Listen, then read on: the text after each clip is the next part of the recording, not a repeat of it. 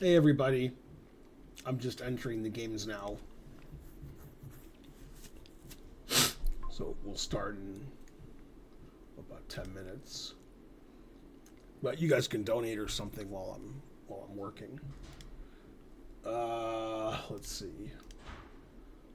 What am I looking for? I'm looking for that.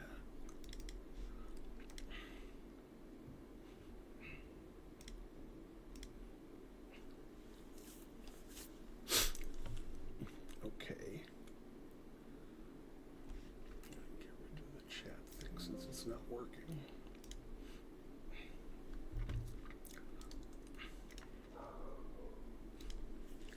Okay. Sorry, there's a lot to do to start the stream. Uh, right now I'm putting your games in that you submitted. A couple of you submitted 2 games. You can only submit 1 game.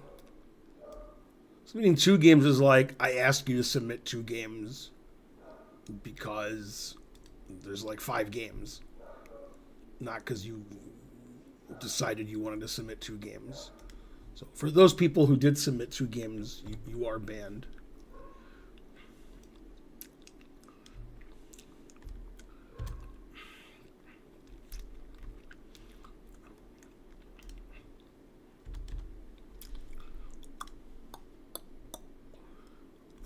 Let's see.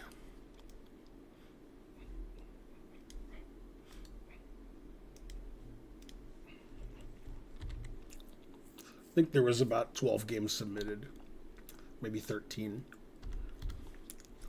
So we have plenty of games for this stream.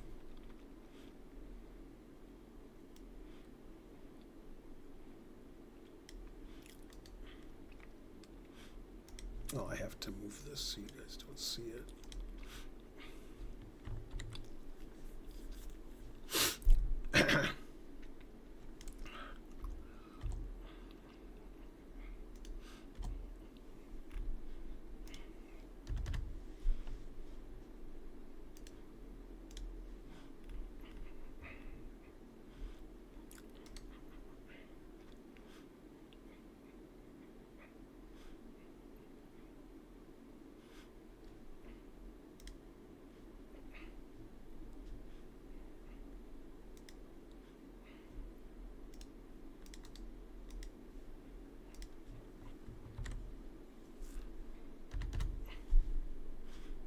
Mm-hmm.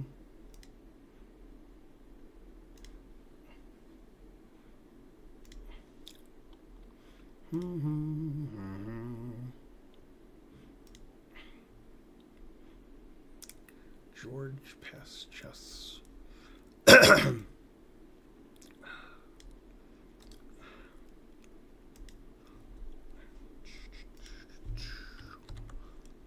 don't hear any donations.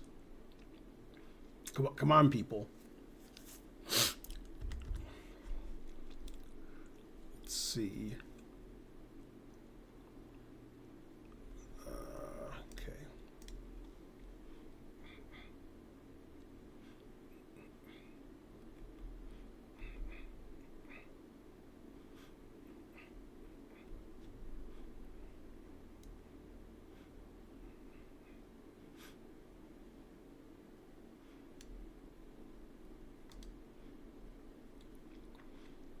Somehow, move 1 is gone from this game.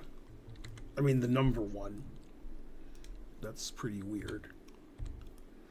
Maybe because the move was 93.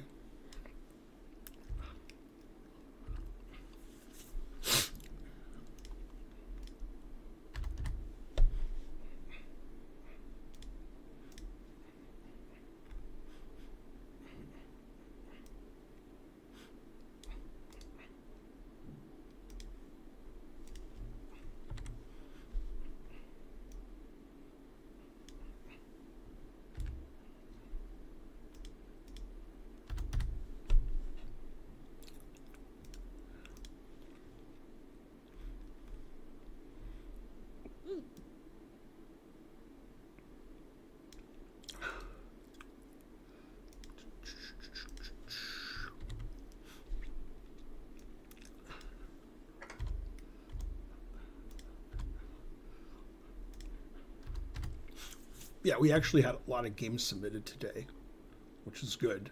More than the last, like, 5 weeks. Yeah, so Sitbear and D Donuts submitted 2 games each. I'm just going to do the first one.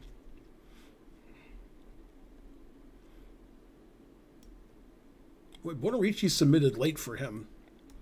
Usually Bonarici's the second or third person to submit.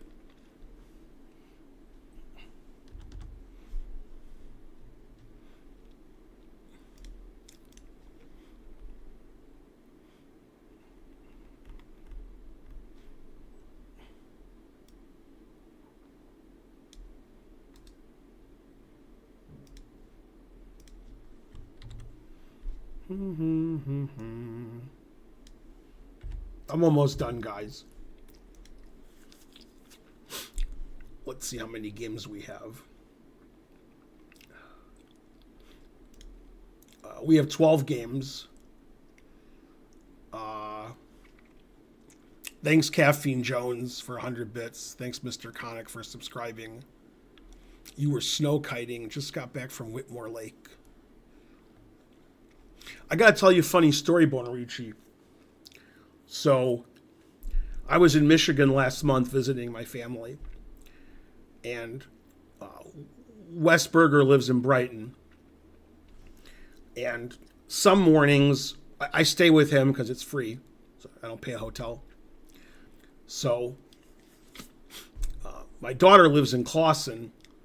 So it's a drive from Brighton to Clawson. So typically, Wes and I go to Milford because there's an Anna's House, which is breakfast place that has like 8 or 9 locations in Michigan, and they have a vegan menu and a non-vegan menu. So we eat there a lot. There's one in Westland, there's one in Brighton, there's one in Ann Arbor, and there's some on the west side of the state. Anyway, so we ate there, and typically you would just take 96, to the Clawson area from Milford. But there was like construction and snowstorms and traffic and all kinds of crap. So it told me to go another way, which was crazy. I was just taking side streets from Milford all the way to Woodward and like 17 Mile Road. And I was going next to all these lakes that are like, in Bloomfield Hills and West Bloomfield and Orchard Lake. So there was like Orchard Lake and Cass Lake and some other lake. And it was very scenic driving on these side roads. Eventually I was on like whatever 17 or 18 Mile Road is, Long Lake or Lone Pine, I don't know, and Woodward. And then I took that to Maple and took Maple over to Crooks, and that's close to where Irem lives. But it was amazing seeing all these lakes and all the beautiful homes in Bloomfield Hills and West Bloomfield, because I couldn't take 96 because of the weather conditions and construction and traffic. But I mean, it was probably 45 minutes to an hour of just driving on side streets.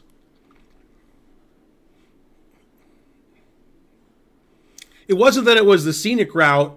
The other route had issues because of there's always construction on 96.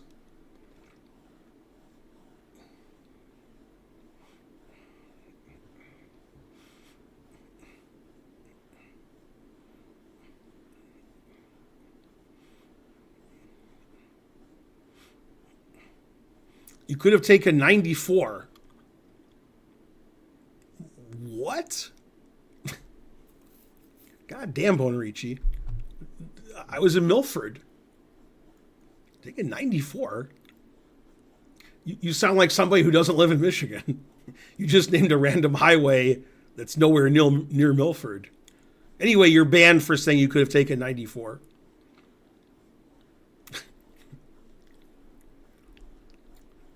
If I'd taken 94, I'd still be in Michigan a month later. 94 is nowhere near Milford. Anyway, I think it's because you live in the Ann Arbor area, you're confused. Because 94 goes through Ann Arbor. The Diz King subscribed. I could take 94 if I was at the Anna's house in Ann Arbor, but I was at the Anna's house in Milford. I think that's where you got confused. Thanks, the Diz King.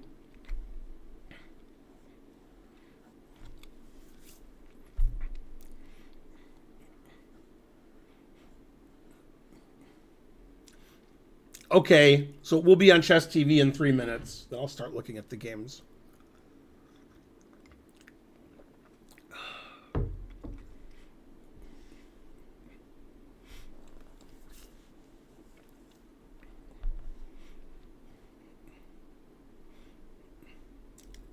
All right, let's get the first one set up. Sitbear's black. Man, Sitbear for like 3 months was showing games that he didn't lose. And then the last month, he just shows games that he loses. Yeah, truth hurts. I've never been to Milford, but I've been to Walled Lake. Yeah, Walled Lake is not far from Milford. It's probably about 10 miles. Yeah.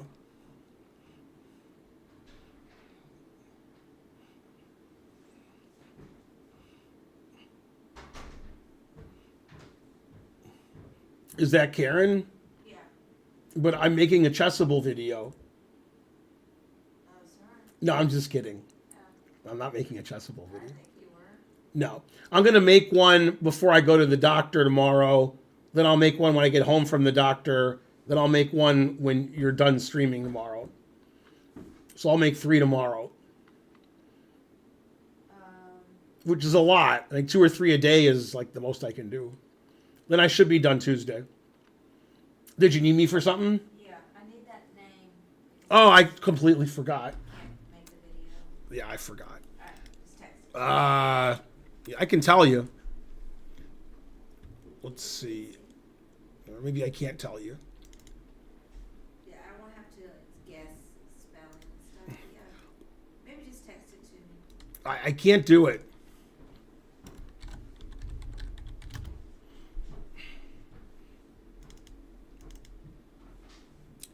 Reinhardt. I want your love. Let's see. Reinhard. Yeah, they should change the name to Ryan Not So Hard.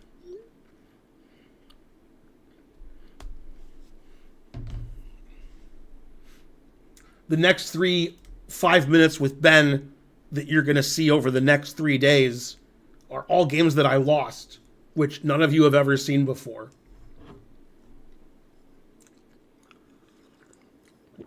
I've never lectured about them. I've never spoken about them. I just felt like showing some of my losses since Robert Hubner passed away a couple weeks ago. And he wrote a book on like all of his losses. And he gives several pages per game because it's crazy. So the book's like 400 pages long, and it's like 60 of his losses. The whole book is just his losses.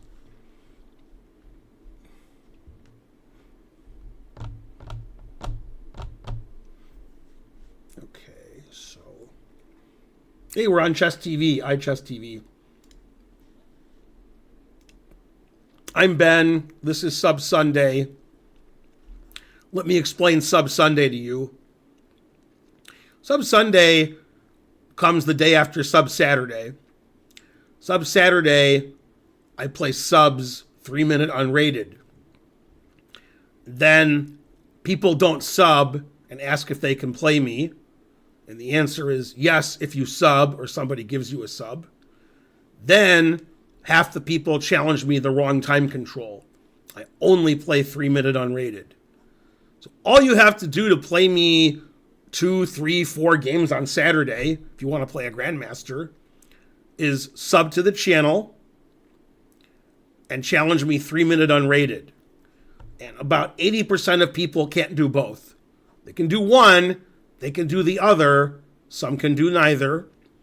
And so I play a lot of people, but a lot of people want to play me, but they're like, how do I sub? I can't sub. How do I challenge you? I can't challenge you. it's a lot of that. Now, Sunday's worse. And today's Sunday. Sunday's the same thing. You have to sub to the channel. It's called Sub Sunday. If you do sub to the channel, now you have to do two things, which very few people can do. You have to connect your Twitch channel sub to Discord. I have a Discord which has several thousand people as members. So joining Discord's easy because I have thousands of people who've joined Discord. So they figured out how to do it. I think Exclam Discord tells you how. Then you have to submit your game in the proper channel, which is like Analysis PGN or something. I don't know. Then if you do that and you do it before 6 p.m. Eastern, although I think it's 7 p.m. Eastern now because we're starting an hour later, then I analyze your game. Typically, I analyze about 10 games a week. What happens during sub-game analysis is people ask me to analyze their game and they don't sub and they don't submit it. And they do it at 8 o'clock when I'm already streaming. When the cutoff is before that, I put all the games in before I stream. I don't start putting games in while I'm streaming because that's annoying. I want all the work done before I look at the first game. And people don't know how to sub to the channel. They don't know how to connect Twitch to Discord. They don't know how to put the game in the right channel. And this is all explained if you type exclam analysis. Also, I stream simultaneously on YouTube and Twitch. So I'm on YouTube and Twitch every time I stream. I'm on live YouTube and Twitch. And the only sub I care about is the Twitch sub because you have to pay for a Twitch sub. YouTube subs are free. Anybody can YouTube sub. So if you sub on YouTube, I don't care about that. That doesn't give you any rights on Saturday or Sunday. So basically, it's relatively simple, but it's too complicated for about 80% of people. And what happens during Sub Sunday is about 20 times per stream, and this is a stream, so it's going to happen about 20 times today. People will say, can you analyze my game? How do I send you my game? And they're not subs. And they don't know how to sub, or they don't know how to submit the game. They don't know what Discord is. They don't know that they're not the only person submitting a game. There's 10 to 15 people submitting games. And you have to do all of this before I start streaming. You have to sub to the channel. You have to connect Discord to Twitch. You have to submit the game in the viewer PGN analysis. And then you have to do that before I stream. Not when the stream is ending in 15 minutes. Also, one of the rules is you can submit one game. So today we had 2 people submit 2 games. Okay, so basically nobody knows how to follow the rules or submit. And there are people who submit every week. And they submit one game, they do it in time, and everything's fine. And then 80% of people are like totally baffled. And Saturday is the same thing. You have to sub to the channel, the Twitch channel, then challenge me 3-minute unrated. It's a lot easier to play me on Saturday than for me to analyze your game on Sunday. And I probably play about 40 games on Saturday, and I play the same people over and over because people can't figure out how to challenge me or sub to the channel. Now, one way you can sub to the channel if you don't want to pay the sub fee or you don't have a credit card or your kid is go to the channel in the chat and ask for a sub. And then about 50-50, somebody will give you a sub. Every Saturday and Sunday is the same. Once you've been to my stream Saturday or Sunday, the next Saturday and Sunday is the exact same thing. Nothing is different. The procedure is the same.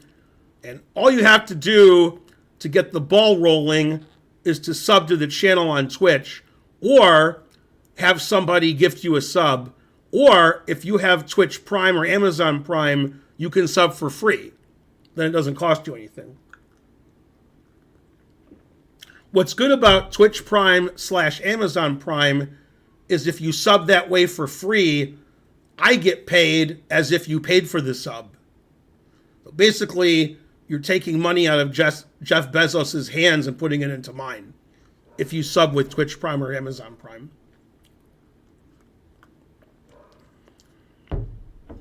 Also, I used to do something different 3 years ago. I used to play 3-minute unrated on one day and 5-minute unrated on the other day. And then we changed Sunday to viewer game analysis because people like that. And 80% of viewer game analysis is me trolling you and making fun of you. But I'm just kidding. I say that's the worst move ever. I'm never going to look at chess again when I look at your games because your games aren't very good.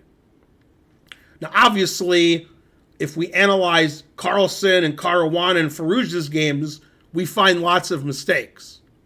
That's why there's live analysis of all these super GM tournaments, and they're like, the engine says this is better, and that move is a blunder, and I don't like that move. So when you guys play, it's not as good as Farouja and Nakamura and Carlsen and Hans Niemann. So there's a lot more mistakes. Also, half of the games submitted are blitz games and bullet games.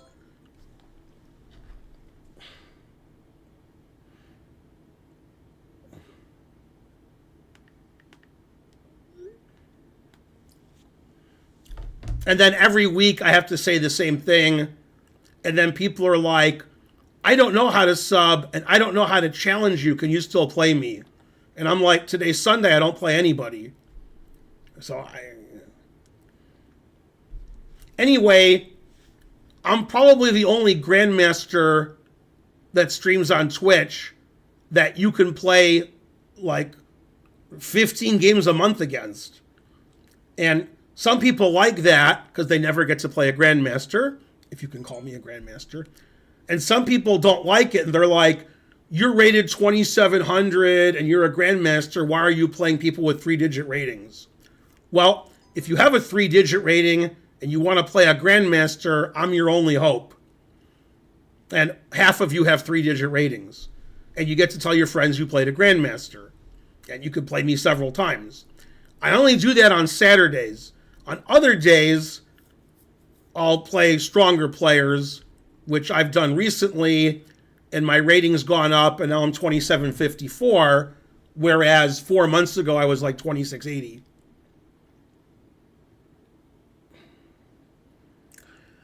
Did you know that in the Scotch 4 Knights, knight takes e4 is a legal move? Yes. Yes and yes.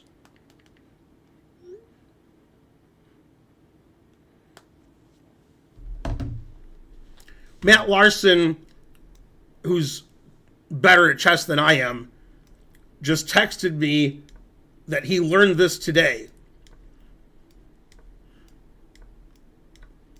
That there's a move here for black, knight takes e4.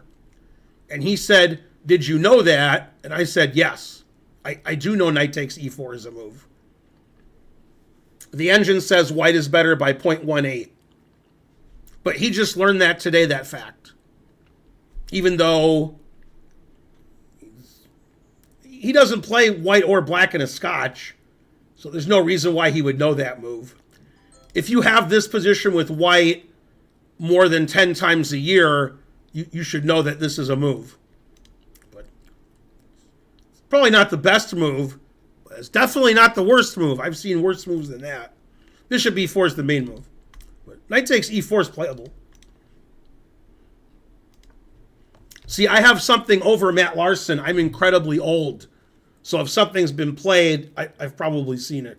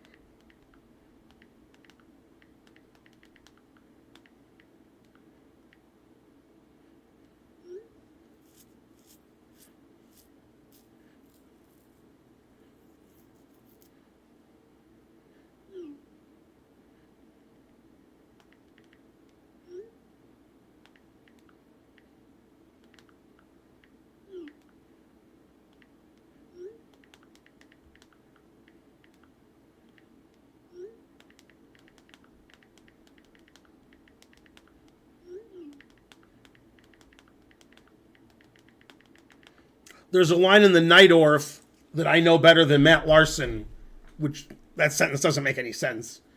And that's because he hasn't studied the Nightorf in 10 years. And I did a lot of analysis about it this week for one of my students.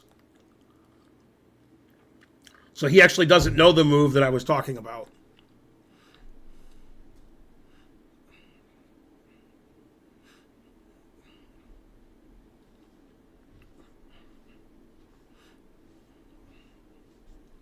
The MIT stepson that I have is graduating in April or May, whenever the semester's over.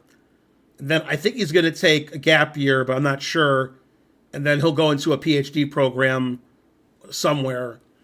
Matt Larson went to Yale for his undergraduate in math. Then he went to Stanford and got a PhD about a year ago. And now he's at Princeton on a fellowship. So Matt Larson's doing well. Yale, then Stanford, then Princeton. That's reasonable. And he's an IM. And when I first started teaching Matt, he was about 700. And now he's better at chess than I am. Yeah, the truth hurts. So some people accomplish things in life, and some people are me.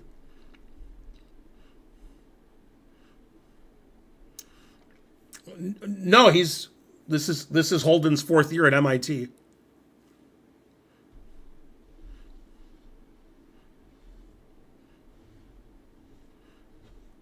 Harvard's not as good as any of those schools in math. Well, it's probably as good as Yale, but definitely doesn't hold a candle to Stanford or Princeton. Holden doesn't need help getting a job or getting into schools. Holden's an A student at MIT. Holden's a genius. Matt Larson is just super intelligent. They have a different kind of smart. Matt Larson's like a smart person. Like you meet somebody and they're smart. Holden's not like that. Holden, he's beyond smart. He's got like a different brain than a normal person has. So, like Matt Larson could have gone to a lot of good schools, but he went to Yale, and Holden just got into MIT because MIT like couldn't believe what they had here, and the other schools are like, like Chicago and Harvard. They're like, oh, are you good at this and this and this and this and this? And he's like, yeah, but I'm ridiculously good at math. I'm on a different level than like anybody. And MIT's like, good. And the other schools are like, yeah, we want a more well-rounded person. But I mean, if he had been accepted to every school, he would have went to MIT because math. So, and then we're going to be broke the rest of our lives because MIT is very expensive.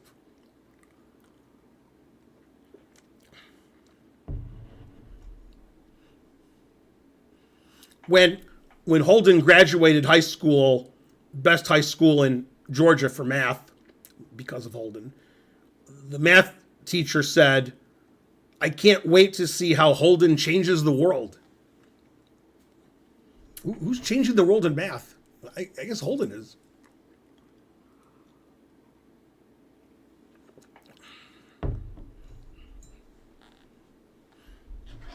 I used to be one of the top 10 players in the U.S.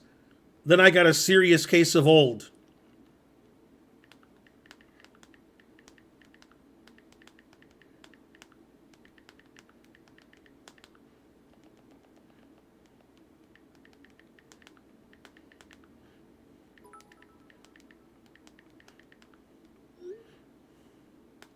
Like Holden, oh, thanks Liam Blackbird for 1,000 bits. For example, Holden was making movies when he was 3. His brain works different than ours does. He would make movies with a camera and edit them and have a movie. And he was 3. And when he was 4, he was very prolific at playing many different piano pieces. So when Holden decides to be good at something, it's scary. Now, There's 3 things that Holden's good at right now. These are the 3 things he's interested in. Math, although I think he's getting a degree in physics too, but that's an aside. Minecraft. I don't know if people are good or bad at Minecraft, but if you can be good at Minecraft, if there's like that person's better at Minecraft than that person, I don't know what Minecraft is, then nobody's better than Holden. And Discord. If you want like a Discord tutorial for every single thing on Discord, that would be Holden. Occasionally, Karen has an issue with Discord, and I remind her son is the world's leading authority on Discord, and she's like, oh yeah. And then he just says, do this, do this. Like, it doesn't matter what she wants to do. He knows how to do it. I don't know how, because some of it's chess. But he's like, oh yeah, you do this, and you're done. All right, now somebody did something on YouTube. Let me check that out. $20. God damn. Backcountry. Is that what it says? Thank you, Ben Feingold. Have a wonderful 2025. Thanks for $20. Thanks for supporting the stream.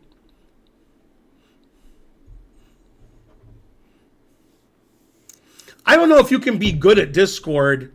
I don't even know what that means. But if you can be better at using Discord than somebody else, then Holden's the best. Holden might be better at Minecraft and Discord than he is at math. And he's getting a degree at MIT.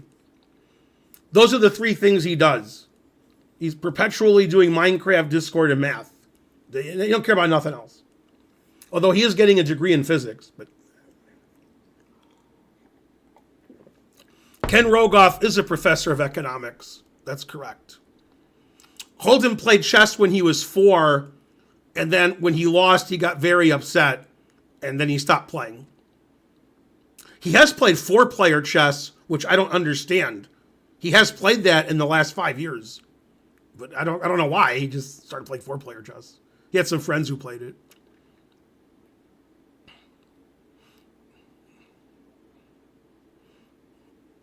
Yeah, Kick is a place for white supremacists and racists and evil people. And Kick has no viewers, and I haven't built a following there. So Kick is just like the difference between Twitch and Kick is Twitch is like MIT and Kick is like a nursery school. But I mean, Kick is an evil place. It's run by evil people, which obviously Twitch is, but not as evil as Kick.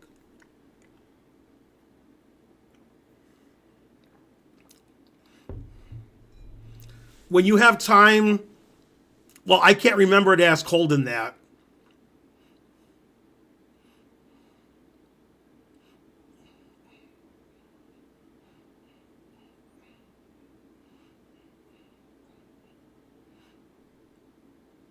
What's wrong with Kick? Yabba dabba do, you're banned.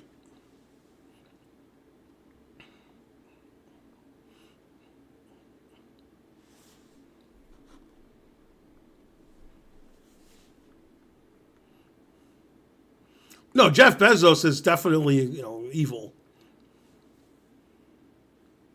Oh, you can be more evil than Amazon. You can be Elon Musk. He puts them to shame.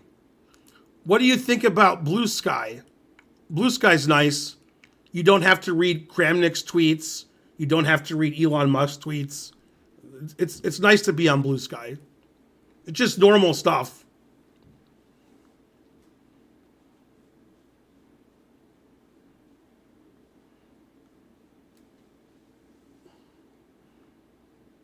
No, we haven't started looking at chess yet. I've been dissing everybody who ever lived and explaining how I do the procedure. Bill Gates, he's pretty rich. He's nowhere near as evil as Bezos or Musk, but they hold themselves to a higher standard.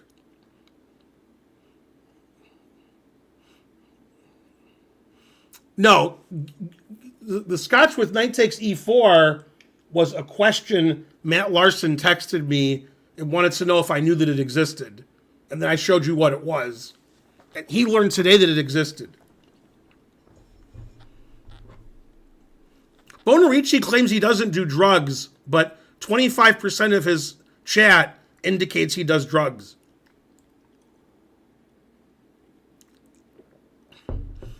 Can you explain why Kik is evil? I did, but you could go to the internet and type in why is Kik evil, and you'll get like 50 responses as to why it's evil.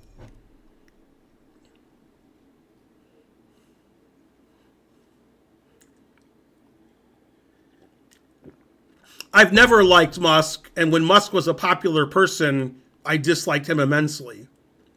Now everybody dislikes him, so now I'm not one of the cool kids anymore.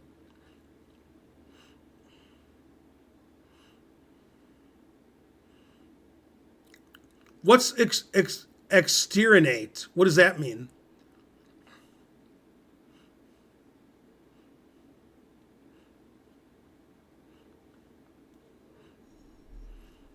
Hikaru is not evil because he streams on Kik, but he's evil for other reasons.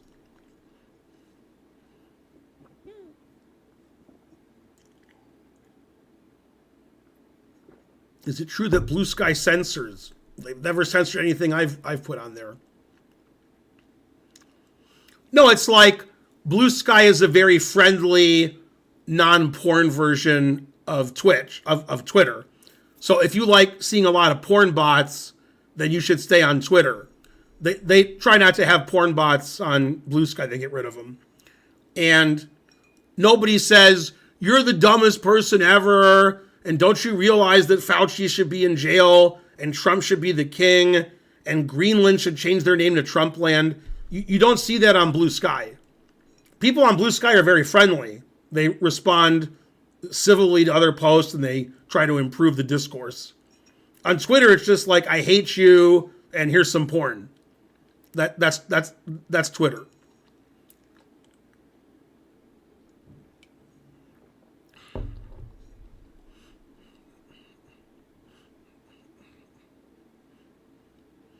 Musk's greatest achievement was being Elon Tusk on Rick and Morty.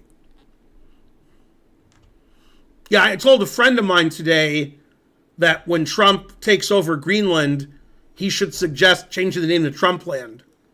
After all, it's if the U.S. does take over Greenland, it's because of Trump, so they should call it Trumpland. I don't see what the problem is.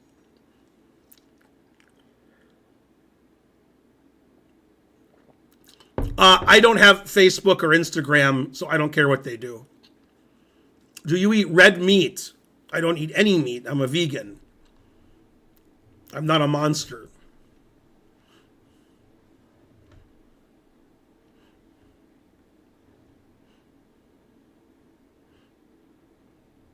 You guys know the John Mellencamp song where I think it's Pink Houses, I think. I'm not sure because all his songs sound exactly the same. But there's a line where he says that we vacation down at the Gulf of Mexico. Now, if Trump has his druthers, does he have to change that line in the song to the Gulf of America?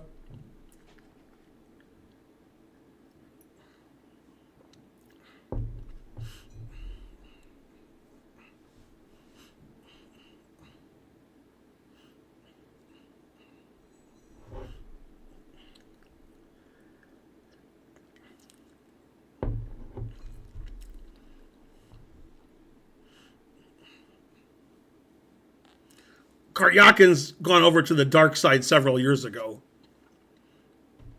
I don't think of Karyakin too much.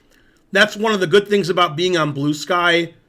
People who are like super evil and super stupid, they're all on Twitter. You don't see that on Blue Sky. You don't see posts and posts about Elon Musk and Trump and Karyakin and Kramnik and Neiman and Karu. You don't see that on Blue Sky. You just see like nice stuff. Like there's a lot of fires in LA. Let's all donate money and help. That's what you see on Blue Sky. On Twitter, you just see like, Trump is the greatest. Trump is the worst. Kramnik posts 10 times a day nonsense. Neiman posts 10 times a day nonsense. And the other 90% is porn bots. That's Twitter. Also, I forgot Elon posts a lot of nonsense, sometimes as himself and sometimes under an alias.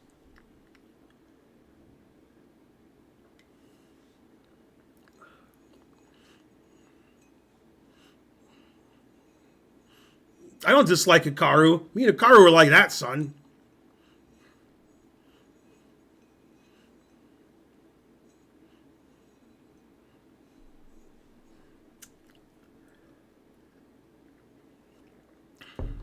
Yeah, Blue Sky's like a nice place. You go there and it's nice.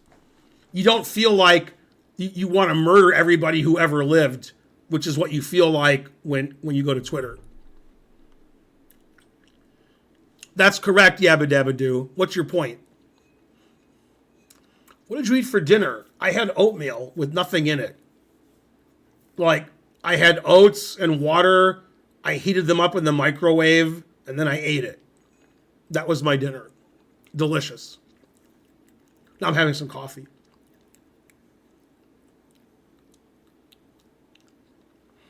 How much beans do you eat? If they're on my plate, I eat them. If they're not, I don't.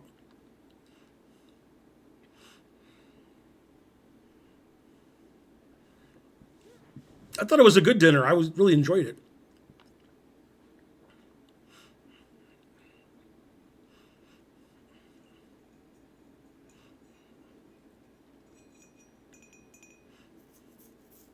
Is Karen out of town? Karen streamed today for 6 hours on this channel. So no. How is your gym arc going? I haven't gone to the gym in the last 2 days because of the weather. So I've basically been at home, and I left home once in the last 3 days. I went to the store, and I was there for like 15 minutes. So I've been out of the house for 30 minutes in the last 3 days. But once there's no ice on the roads, then I'll go to the gym. I want to go to the gym 4 times a week because I do muscle stuff, and then it all hurts the next day. So I can't go every day because it hurts. We have a treadmill here. I go to the gym and do a treadmill, but there's a treadmill right there. So I did the treadmill once when I didn't go to the gym. I do not like quinoa. Favorite European city? Probably Rome. We had a honeymoon there 5 years ago, me and Karen. That was nice.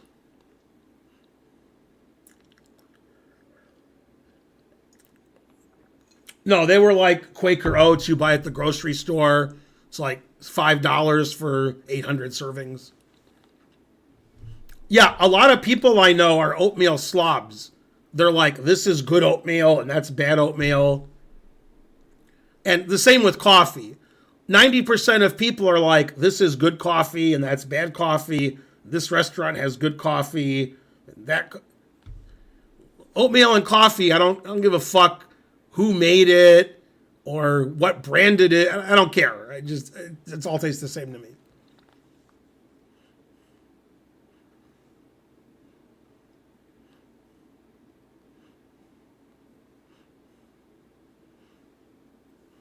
I don't think one of you liking mushrooms and one not is grounds for divorce.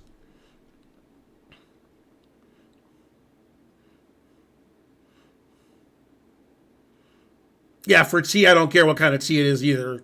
I just like tea. I like mushrooms a lot, by the way.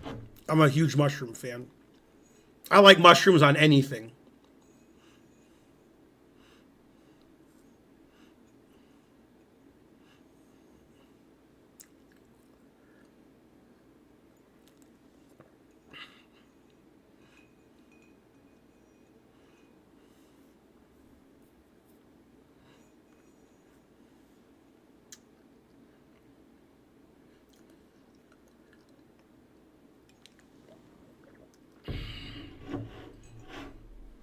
Yeah, it seems like Karyakin doesn't play in tournaments anymore. Maybe he's banned.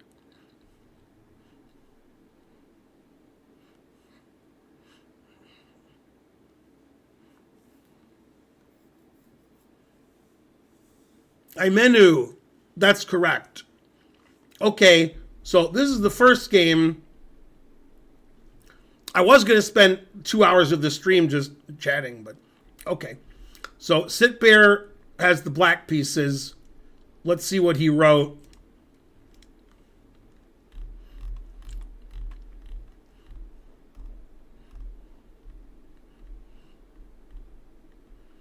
I thought I must be winning after I trapped my opponent's queen, but that was all part of his plan. You really don't expect such imagination from NN of all people.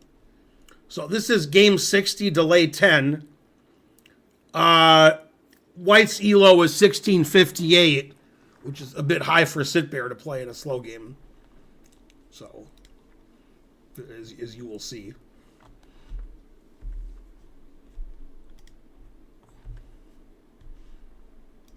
Why can't I push this arrow? Oh, because there's a choice. Oh, that was my fault. Okay, this is Sitbear black against NN. NN is higher rated than Sitbear. So I guess technically Sitbear is NNN. 3 N's.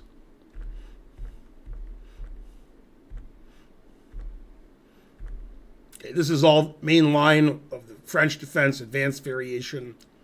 White played H4, which is a weird move. It's not bad, just not a typical move. Knight A5 is a bit early. It's not bad, just a little early.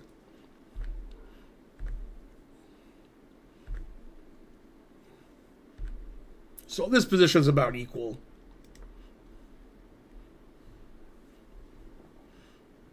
Knight B3 is a mistake.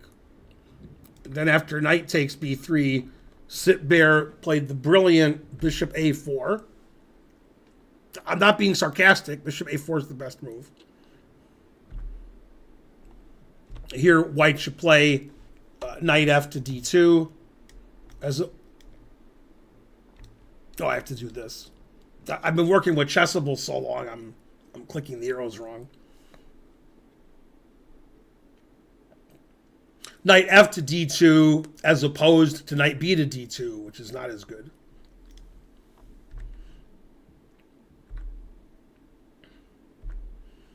White's still slightly better here.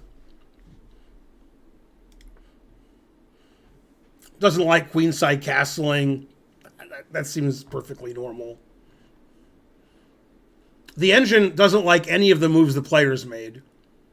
They seem just very reasonable. Castles seems fine.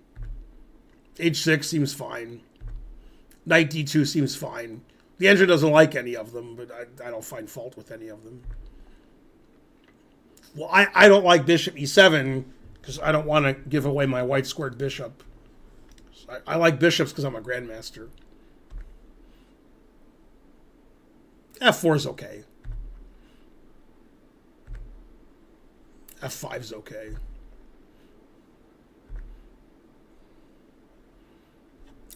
It says queen G4 is bad because it wants black to play H5, queen G7, knight H6. And that's actually what happened. And it says that the position's about equal. That's why it doesn't like queen G4. Actually, all of those moves happened.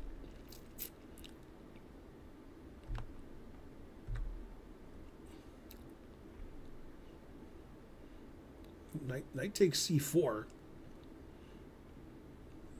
Because there's a discovered attack on the knight. Yeah, I didn't notice that. Okay, it says this is equal.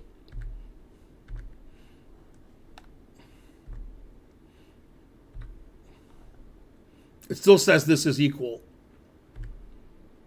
Yeah, rook takes G7 just loses. Yeah, you can't give white pass pawns on the 7th rank. The queen's trapped. So the move rook takes G7 shows why Sitbear is never going to be a very high-rated player. The queen is trapped on G7, and you don't want to take the queen and allow whites to get a passed pawn on the 7th rank. So the most obvious move is the correct one. That's bishop E8, stopping queen takes F7. Yeah, we can take the queen whenever we want, but taking it now just loses. Yeah, now the pawn's too strong on G7. Yeah, and that's black's rook is tied down. Yeah, this position is just winning for white. Very brilliant for white sacrifice his queen for a passed pawn on the 7th. Yeah, and there's nothing black can do about white crashing through on the king side. King d7 is actually the best move. Bishop g5 is the best move.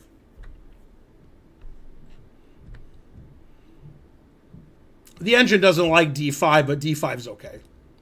It gives away a lot of white's advantage. The engine just wants to take on b7, just take a pawn.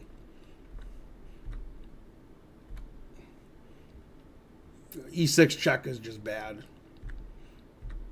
King takes e6 is a ridiculous move because bishop h3 check ends the game. Black has to play king e8, then the position's about equal. But this just runs into bishop h3 check. So in a slow game, game 60, you can't miss bishop h3 check because now you have to resign.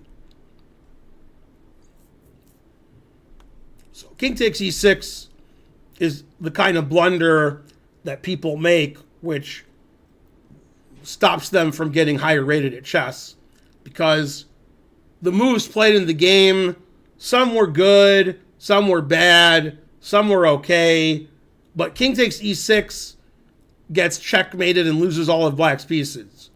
And you could never do that in a game.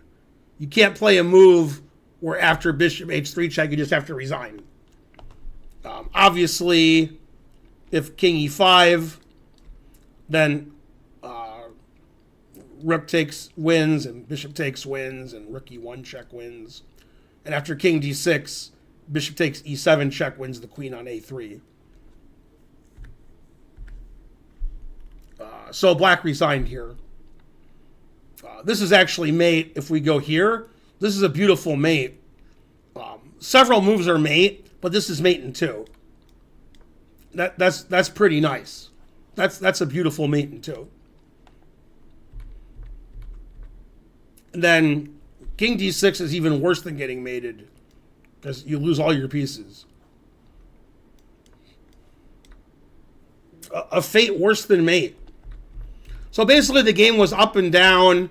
Both sides could have won. It was sort of like a lottery. And then black played king takes e6, and the game ended. So you can't miss bishop h3 check. It's check, and the king has nowhere to go. The engine line is king e8, and then we can trade here and play rook f7 check. Rook takes b7, and this position material is equal. And the engine says, if black plays the only move, d4, getting the passed c-pawn going, then the position should end in a draw. Otherwise, white's better, because white's rook is on the 7th, pawn's on the 7th. But d4 is a very strong move, because it gives black a passed pawn that white has to deal with. And black's king is better than white's. So that wasn't a bad game. It just ended abruptly with king takes e6. Then black resigned. Truth hurts.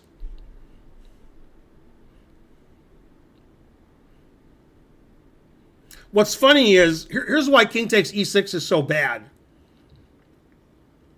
If you have the black pieces and your opponent plays e6 check and you're analyzing, what if I take it? What move are you analyzing here for white? White trading on e7,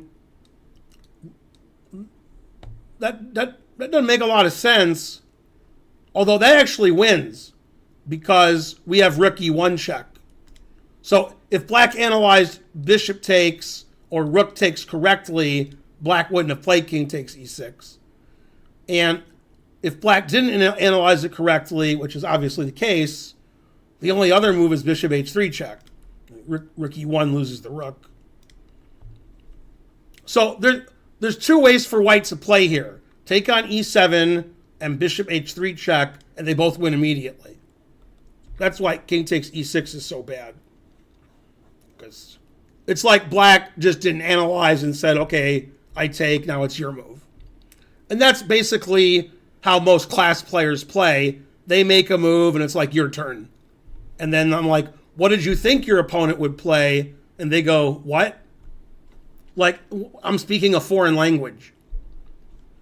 A lot of class players never think about what their opponent's next move is. They're just like, it's my move, king takes e6, it's your move. And that's why their ratings stayed the same their whole life. Because they beat players who were under 1,000, and they lose to players who were over 1,500, and they never get any better, because they're not trying to get better. You have to try to get better. Like, if I make a move, what's my opponent going to do? And all the reasonable moves here for white win, so you can't play king takes e6. So basically, Sitbear should be banned. And Sitbear's main problem is he likes to play people who are under 1,000 and then beat them and then say he's on a no losing streak. So that's his main problem with chess. What Sitbear needs to do is play in sections with higher rated players, analyze the games on his own with an engine or a chess coach, and try to see what he's doing wrong and not do that wrong anymore. Instead, Sitbear is like, my brother's worse than me. I'll play him 100 games and I'll get 100 out of 100. Yay, it's Naka. And most people are like this. Most people would rather win 1,000 games against players that aren't at their level and say I win every game than play somebody who's better than their level and score 30%. And that's how you get better at chess, is you play people better than you. So it's funny, like in the next year, and I'm dead serious, in the next year, if Iragasi or Gukesh or Veruja or Caruana played only super GMs for a year, everybody they played was 2,700 plus. And then Magnus did the opposite. Magnus only played players under 1,500. And Magnus won 1,000 games in a row. In a year, Magnus would be a much worse player than he is now, and he'd be worse than all those guys because he's playing people under 1,500. So the games aren't interesting. He's not learning anything. He's not improving his play. And he can play as badly as he wants and still win. So no matter what your rating is, when you play in slow tournaments, your goal should be to play people who are clearly better than you and get better at chess that way. And if Sitbear did that, instead of farming rating points against 900s, then Sitbear could become a 2,000 player. But the most important thing for Sitbear to do, based on all of my, show of disgust, is to sub to the channel and donate more and say, thank you, sir, may I have another?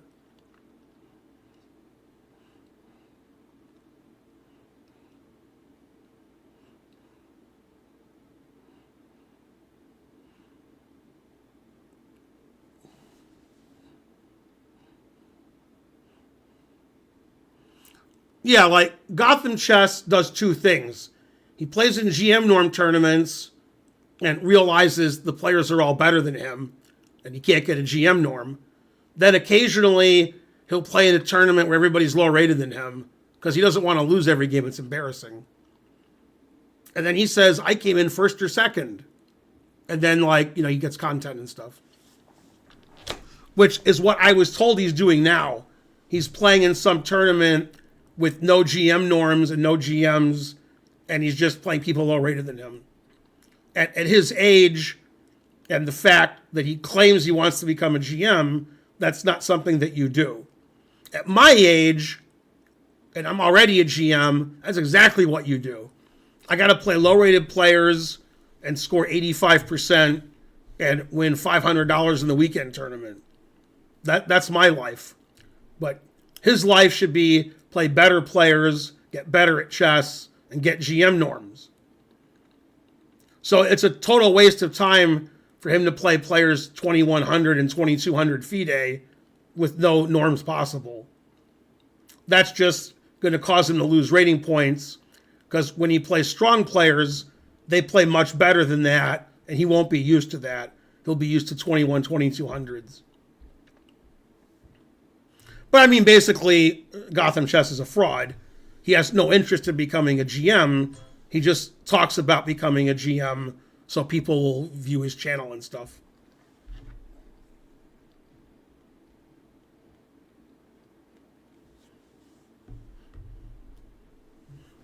Yeah, let me do a marker for that.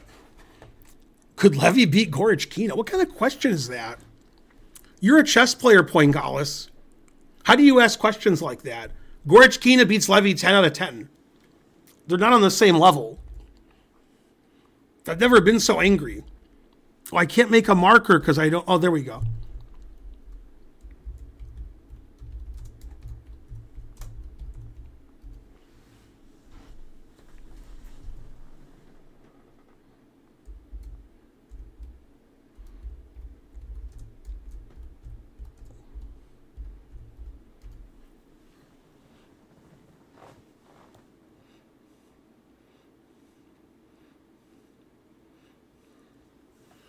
He beat Pia Kramling in a blitz match.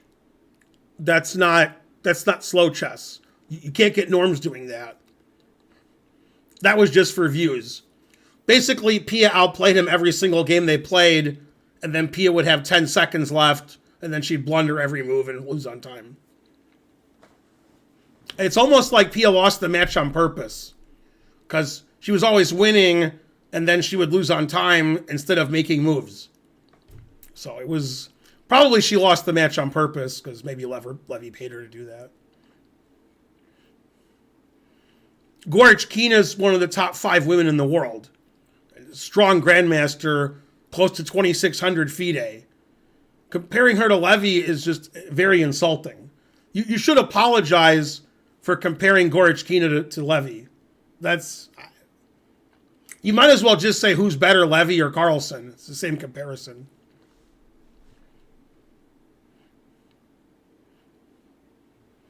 You were just asking for content? Okay, then that's reasonable. No, because the chat is confused.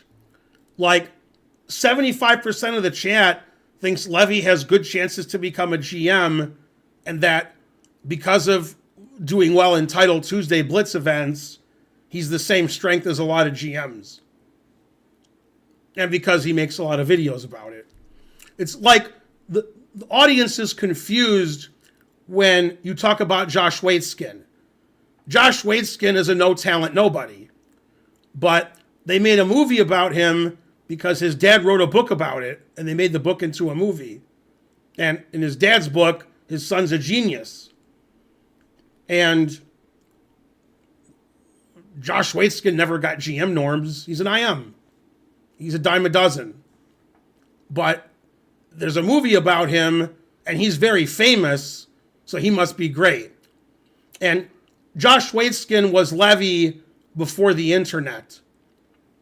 Levy has used the internet to make himself more famous and to trick more people into thinking he's a good chess player. People think Josh Waitzkin's a good player because he's a famous person. And now it's 35 years later, so probably 95% of you are like, who's Josh Waitzkin? But in the movie, they're like, Josh Waitzkin, he's the next Fischer. Fischer was Grandmaster strength when he was 14. Josh Waitzkin's never been Grandmaster strength, and he never got Grandmaster norms or 2,500 rating. He's an IM like Levy. But he's famous, so people are confused, and they think, who are the best chess players? Levy, Josh Waitzkin? And then people who spend their whole life trying to get good at chess and actually being good, like Vladimir Merzin, if you say, like, who's better, Merzin or Gotham chess? That's the kind of repartee that I get on the internet. I know who's more famous, and it's not Merzin.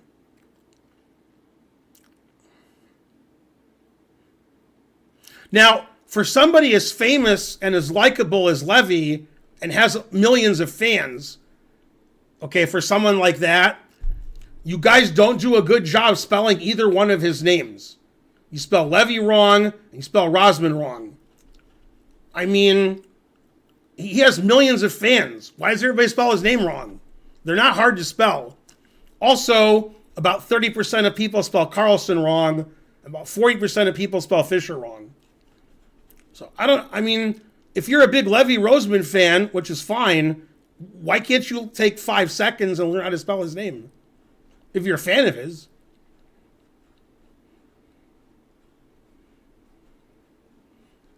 Levy would probably claim he wants to become a GM now, but he's not doing anything to attempt to do that. He just says it. Makes videos sometimes.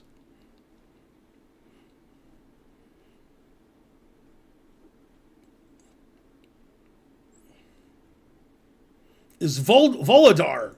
Go Merzen. I called him Victor today. By the way, if you guys do a deep internet search and search dozens of pages, you will find out that depending on what year it is and who wrote about it, that Bolligan has 2 first names. The Grandmaster Bolligan. I've seen Victor, and I think more appropriately, I've seen VRL. I've seen them both, and I've seen them both many times. And I don't think he changed his name. I think people just don't know what his name is.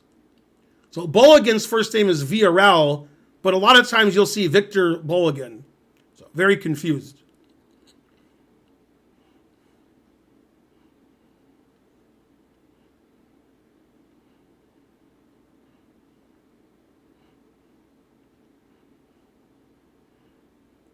That's correct, on Groundhog Day.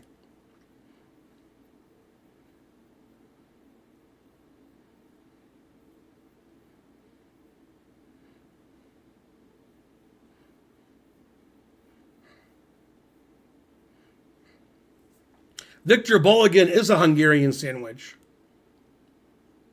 One time I asked my butler when I wasn't a vegan to make me an abalone sandwich, and my butler made me a bologna sandwich.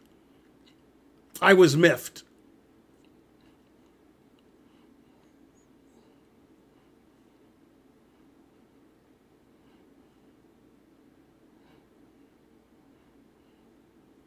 See, like with Aged Mater doesn't make videos saying, I'm going to become a GM. Because that's ridiculous. And Levy does anyway. And the chances of Levy becoming a GM are the same as Aged Mater becoming a GM. 0. But Aged Mater's never made a video and said, I'm going to become a GM. Aged Mater knows who he is. He's a 1900, 2000 player. You guys think he's 22, 2300 IM or FM. Because that's the internet for you. And he makes videos and they're popular. That's what Gotham Chess does, except Gotham Chess spends 25% of his time saying he's becoming GM. I mean, people are GMs because they're good at chess, not because they're famous. Levy is not 2400. Levy's FIDE rating is about 2350. Levy used to be 2400.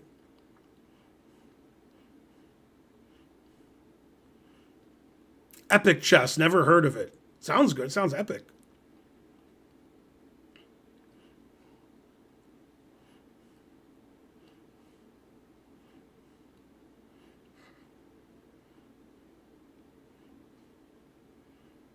Do you think an adult can become a GM if they started playing chess in adulthood? No. Also, if you change the word adult to kid, no. Nobody can become a GM. It's like 0.0001%. Nobody becomes a GM. For every GM that you know, there's 10 million people who aren't GMs. Becoming a GM isn't something you decide to do. Becoming a GM is something you devote your life to. And you don't talk about becoming a GM. You just play in GM norm tournaments and try to get norms and get better at chess and get your rating up. You don't spend 90% of your time trying to become a GM talking about trying to become a GM. I mean, people do that. People are like, I'm 34 years old and I'm rated 1200. Do you think I could become an IM someday? That's not how you become an IM. You become an IM by studying chess a lot, playing in chess tournaments, getting coaching, doing nothing else but chess, and having your rating go up every year. You don't become an IM by asking, do you think I could become an IM? Because the answer is no.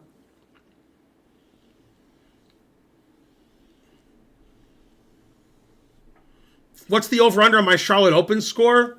It's got to be 4.5 because it's 6 rounds. So 5 would be amazing, 4 would be not very good, and 4.5 would be standard. So I think it's a 6-round tournament. I expect 4.5. If I do better than 4.5, that would be a very good tournament for me. If I do worse than 4.5, that would be a bad tournament. 4.5 sounds like average, like I'd break even on rating.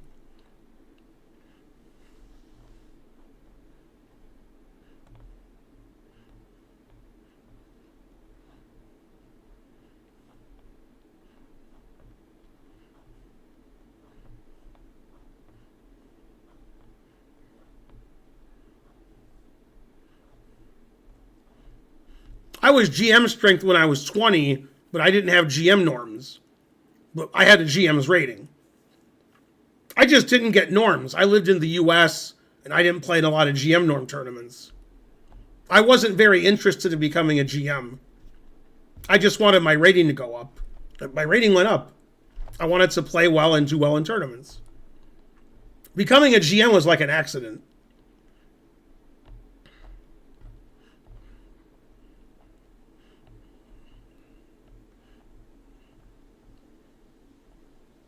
Okay, let's look at game 2. At this rate, this will be a 12-hour stream.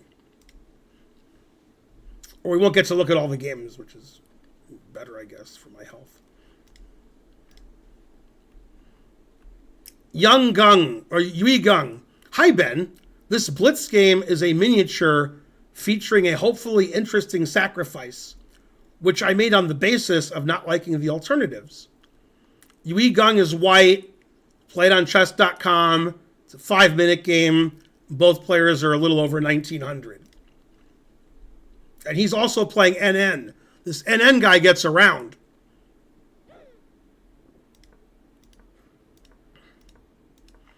Okay, it's a Pirtz. White's slightly better.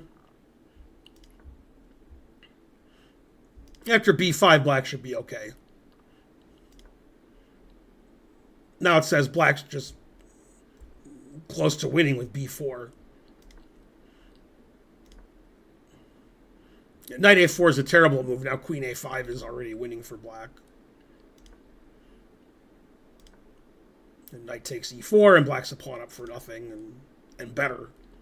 Okay, so white's losing right away, but it's a 5-minute game, so that's okay.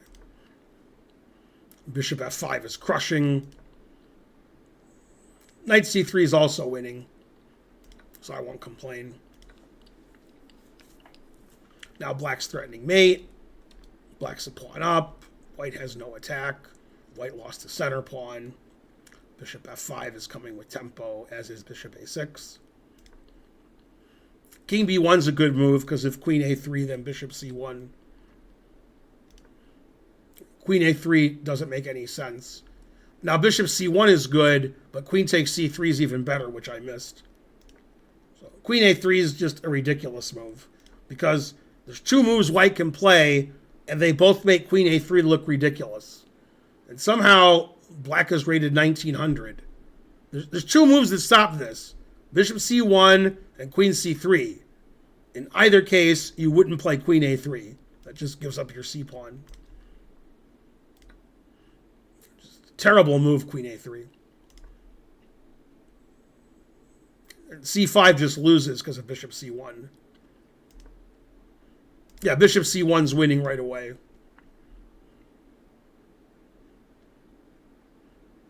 Yeah, problem is c5 opens up this diagonal. So if black plays the obvious move, which is queen b4, The engine doesn't play queen b4. The engine takes the bishop.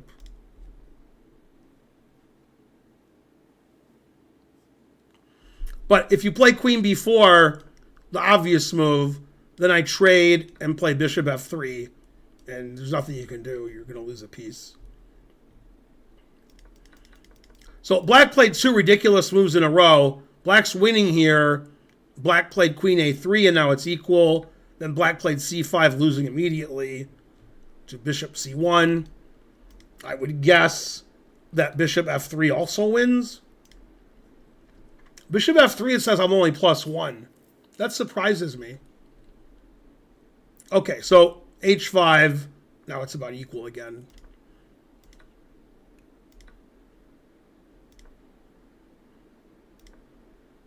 e5 is a terrible move. Yeah, you don't want to block your bishop. Yeah, bishop f5 is a good move.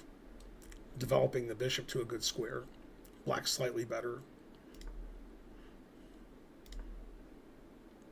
Bishop h6 is a good move. Yeah, that's a blunder, but the reason it's a blunder is hard to see. It's because white can play bishop g7, which white did. That's a brilliant move. Yeah, now white's threatening rook h8 mate. And if the f-pawn moves, bishop c4 is going to be mate. So white's actually winning here down a queen. White has a big attack against black's king. Never play f6. Yeah, now white's threatening rook h7 mate. White just has a piece for a queen, but white's completely winning. If you play rook h8, well, black did play rook h8. I was going to tell you why that lost, but that's what he played. What black needs to do to not get checkmated is to sacrifice his bishop with bishop h3, a la Shirov, then play rook h8, so his rook is defending the other rook. And it says white's +6 there. This just gets mated immediately. It takes, black hung mate in 1, then white mated him. So at the end of that game, white played like a total genius, especially in a 5-minute game.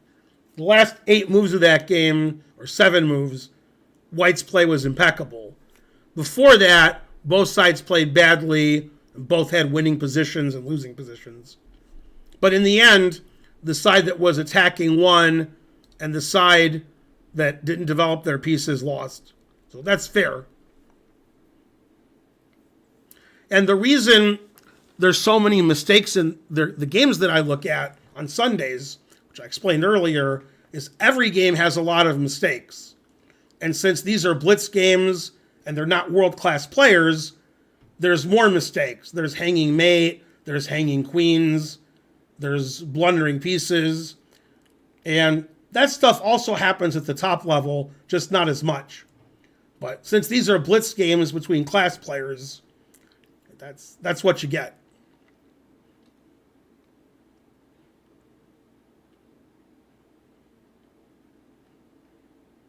Both sides did a great job. Thanks, Vanessa. That's right.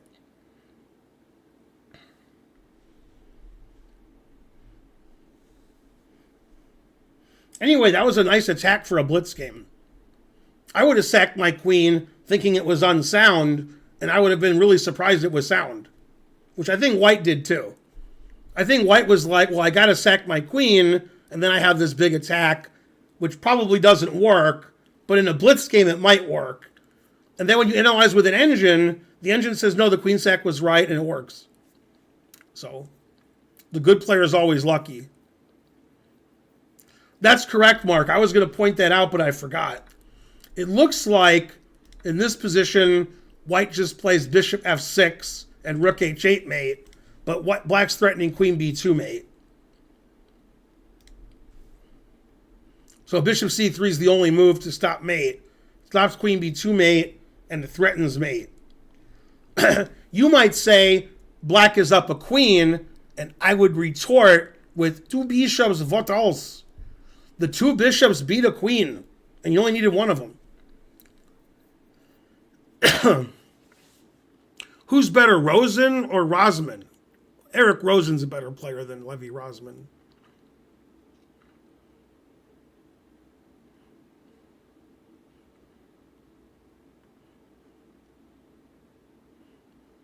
But you don't see Eric Rosen making videos explaining how he's going to become a GM because he knows he won't become a GM. So he doesn't make videos like that because that's just silly. Rosen doesn't post nonsense unless he's doing it intentionally. Because he thinks it's funny for, Stafford Gambit or whatever.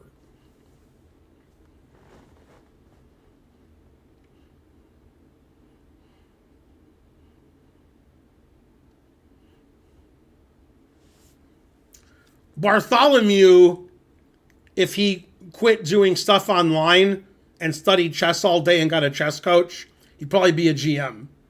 Bartholomew's really good. But Bartholomew's not going to quit giving chess lessons and streaming on Twitch and making YouTube videos and making content. He's not going to do that. So, hard to become a GM when your priority in life is to do online content.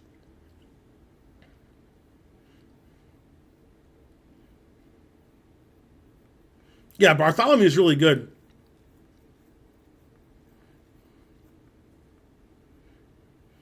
Well, Bartholomew has his issues, like he thinks the Scandi is good.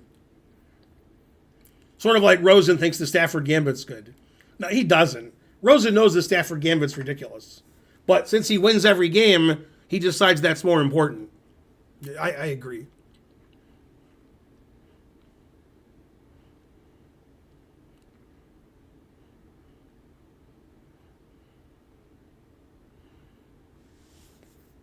How do you spell Nakamura wrong? Nakamura?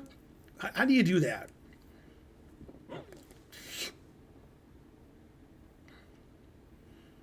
Which player do you enjoy watching more?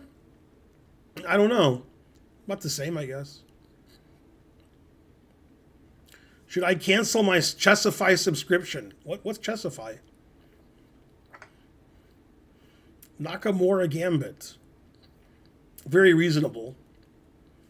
The Chessable course that I'm currently working on, which comes out on Friday, has a lot of Nakamura Caruana games.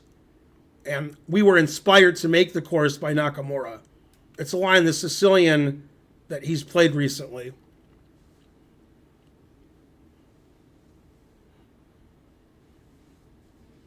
What's your FIDE and or USCF rating? Oh, my FIDE rating is 2,400 exactly. Ridiculous. And my USCF rating is even worse, 2,475. Now, if you asked me what my peak ratings were, those answers would be reasonable, not the joke answers that I gave. Chessify. Oh, Chesley. Wait, did he say Chesley or Chessify? I've never heard of Chesley or Chessify, except on this stream when people mention it.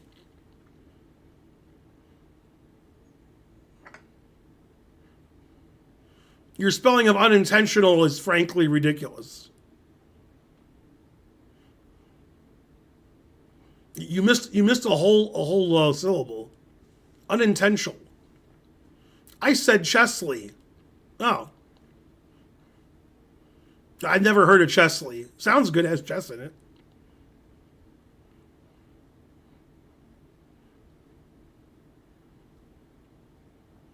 Can you play a blitz game? Ugh.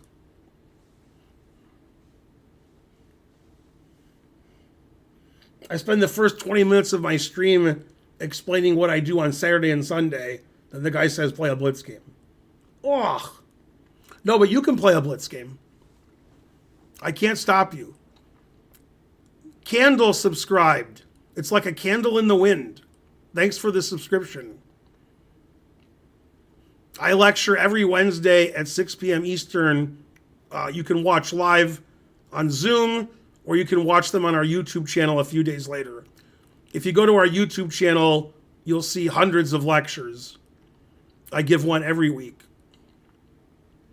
Do you like more Neiman or Gotham chess? I mean, I'm not like a big fan of either one. Gotham chess is a better person. Neiman's a much better chess player. They're not really alike.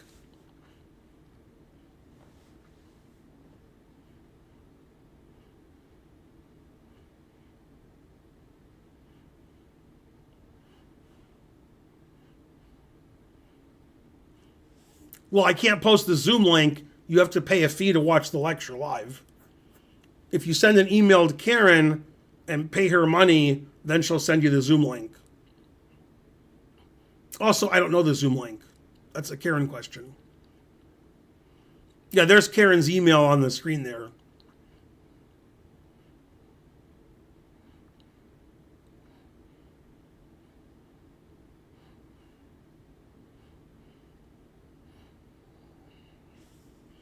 My last tournament was the 2022 World Open.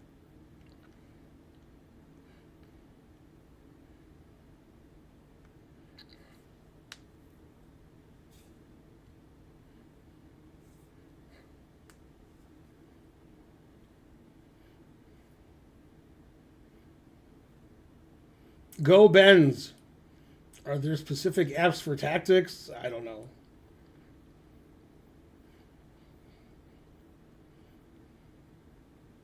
You remember me? It's Paul Drink H2O.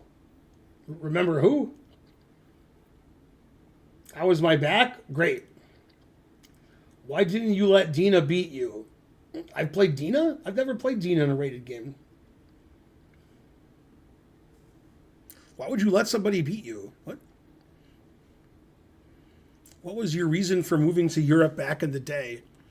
My girlfriend and I lived with each other, and she got a job in Belgium, so she was moving to Europe, so I moved with her.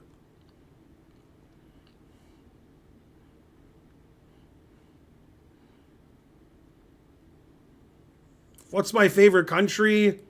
I don't know, Slovenia maybe.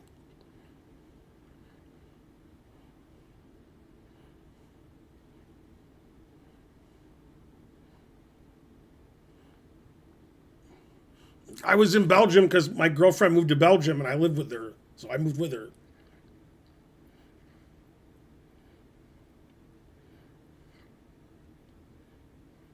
Okay, can somebody donate 15 subs on Twitch? Then we'll get to 600. India's my second favorite after Slovenia.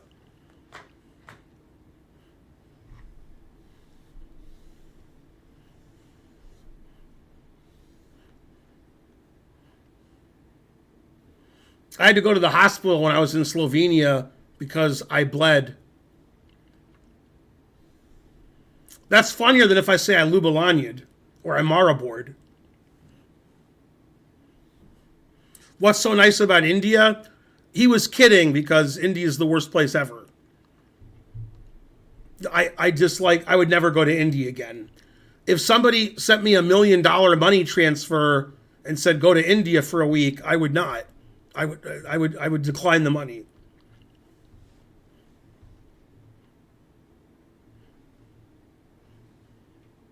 I did go to the casino in Slovenia.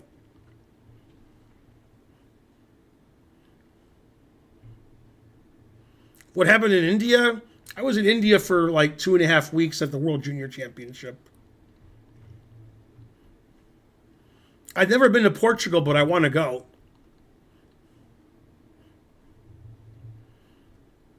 I saw lots of crazy traffic in India. Yay, I got $1.39 from Thomas Beckett.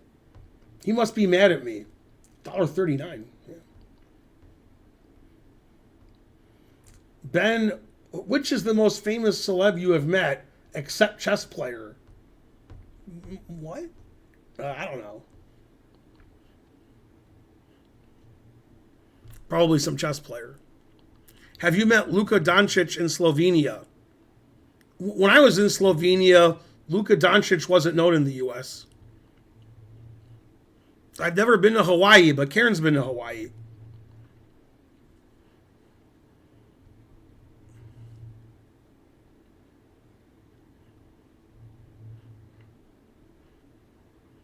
I guess Muhammad Ali is the correct answer. I think I answered this on stream a week ago.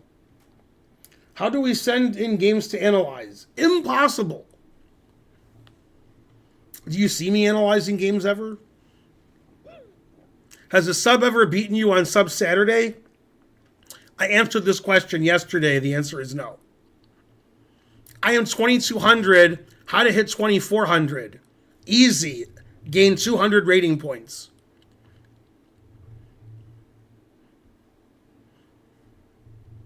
Man, easy questions today.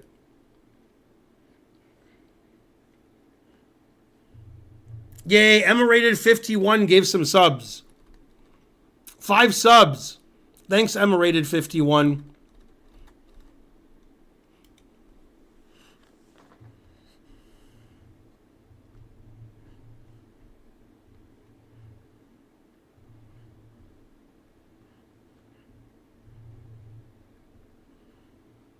We're almost at 6. We got 58 subs yesterday. That was pretty good.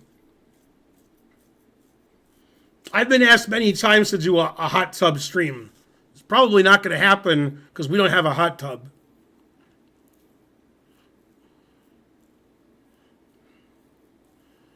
Man, could I even be meaner? Yeah. Am I a Chiefs fan? Yes. Especially the chief who puts it in the basket.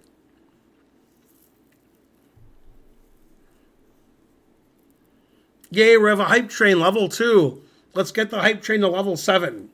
That's the maximum we ever do is 7. No matter how many subs you guys give, I never get past level 7. So I just asked for level 7. That's the best I can do.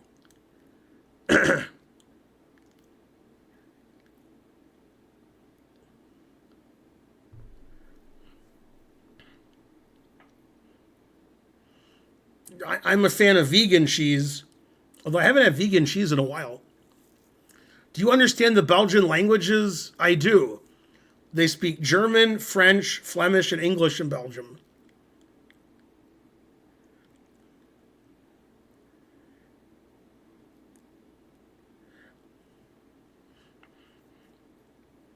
We can counter Taylor Swift with Kid Rock. Oh.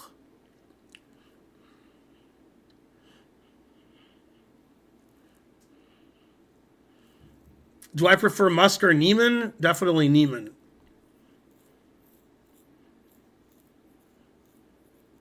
What's your favorite Indian food? I don't have a favorite Indian food. I like a lot of different foods. I like a lot of Indian food. Would you visit Saudi Arabia? I would not.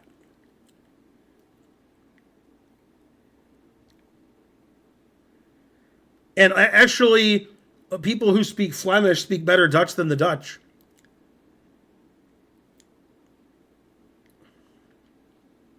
There was a show on in Belgium before you guys were born. It was called Tien Vortal.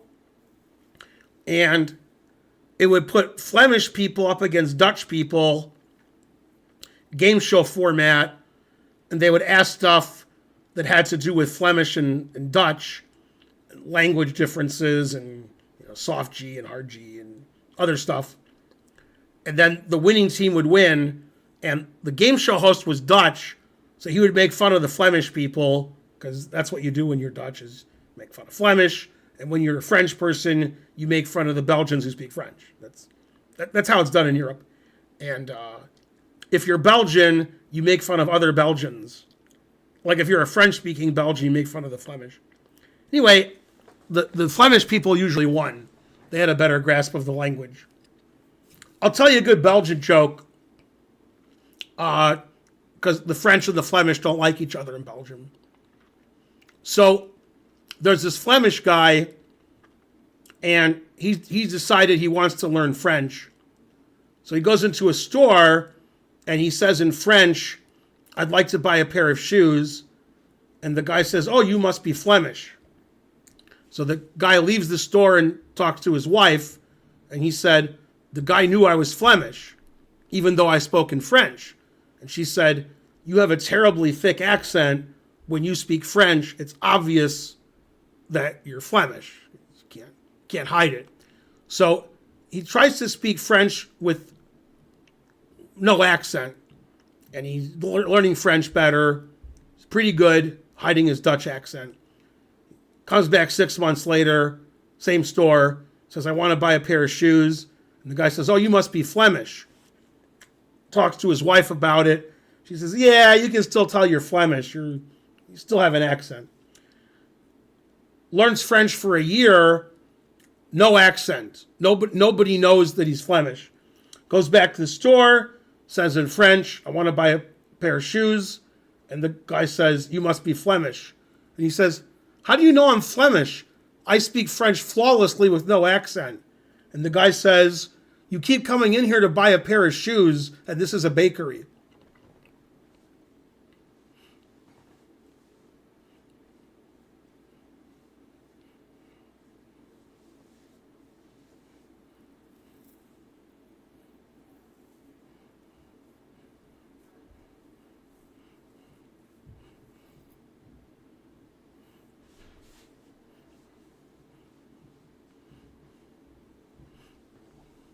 You don't get it at all? It's a joke by people in Belgium who speak French, who are making fun of Flemish people, that a Flemish person is so stupid that he goes into a bakery and asks for a pair of shoes because the Flemish guy's not very smart. That's the joke. It's not because of his accent. It's because he's obviously a dumb person going into a bakery and asking for a pair of shoes. He's so dumb, he must be Flemish. So it's a joke you would tell if you're making fun of Flemish people and you're like a French kind of Belgian person.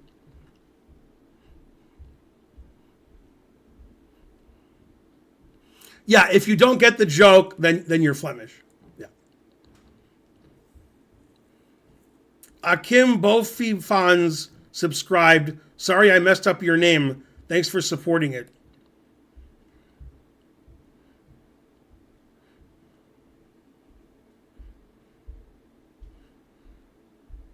What do you say in American English to a streetlight?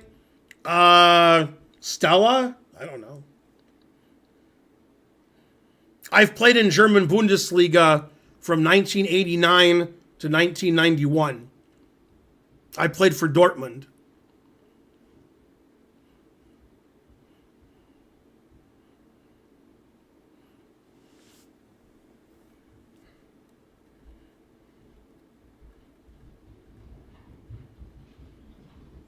I don't think Gleck had anything to do with Belgium when I lived there.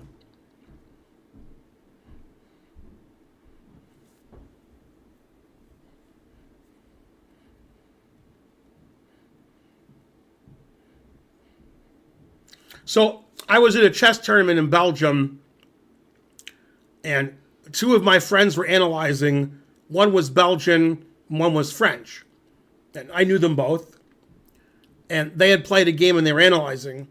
And I said to the French guy, because they were speaking French, can you tell by the way he speaks French that he's Belgian?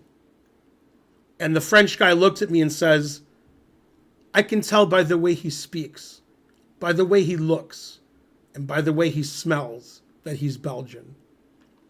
That is a true story. That was very funny. I don't know if the Belgian guy thought it was funny, but I did.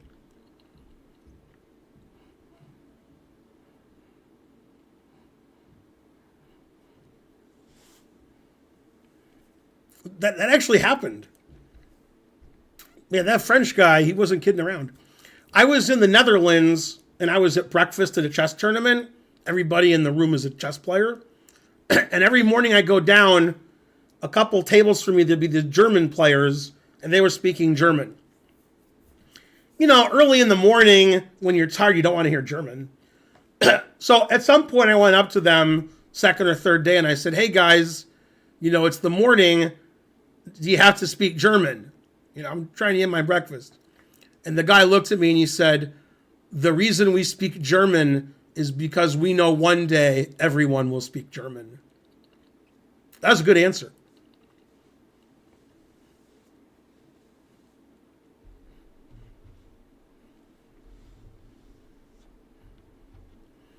We've analyzed 2 games.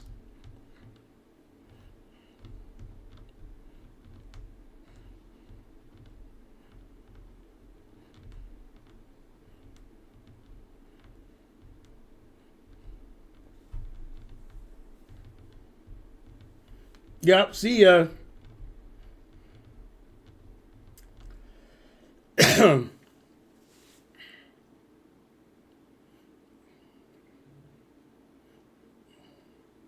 French fries were invented in Belgium. That seems unlikely. We're not on the next game yet.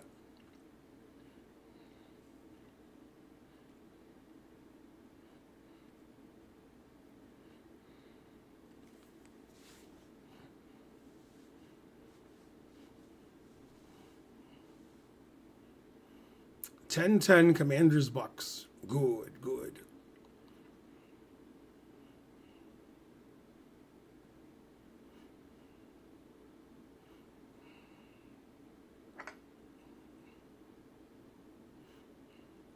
Do you plan to come to Paris one day?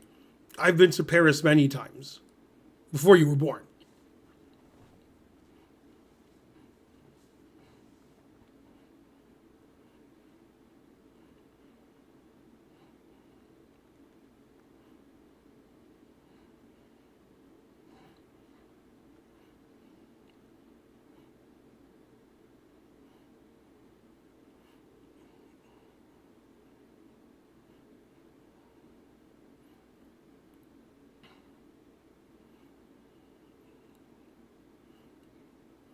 What is the next Chessable course you are dropping? It's called Sicilian Surprise Neo Boleslavsky. It's co-authored by me and Richard Palliser, and it's dropping on Friday.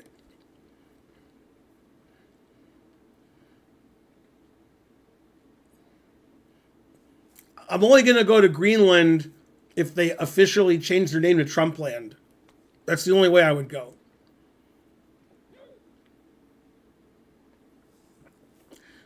Chopin's buried in Paris, so that's close. He's buried at Père Lachaise, as well as Jim Morrison and many others. What's your favorite memory of New Brunswick, Canada?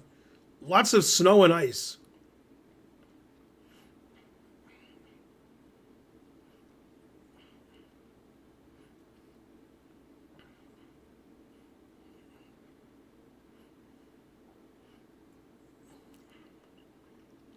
Candidate predictions. What candidate? What? Didn't we just have a candidates a few months ago?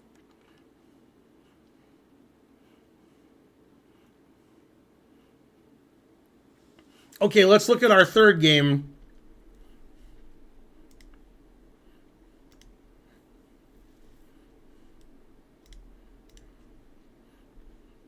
Hi, Ben.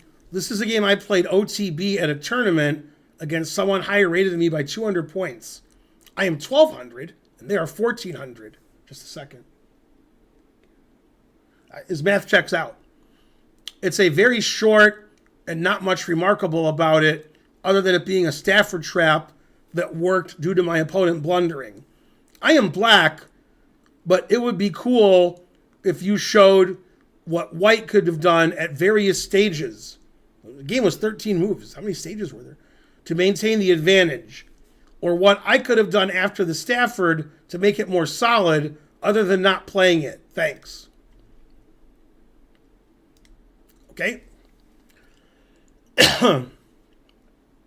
Soon this guy will be a GM. He's playing players 200 points higher than him, and he's playing the Stafford. I mean, that sounds like Eric Rosen plus.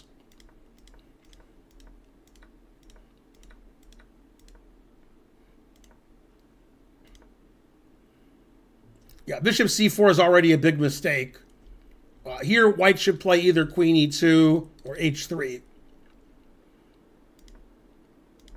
Yeah, now black's already better after knight g4, threatening the f2 pawn.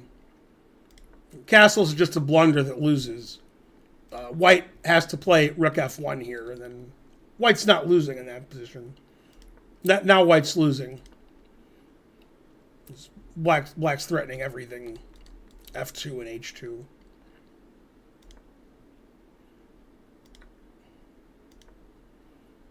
Queen F3 is a blunder. White has to sacrifice the exchange and just play the game down on exchange.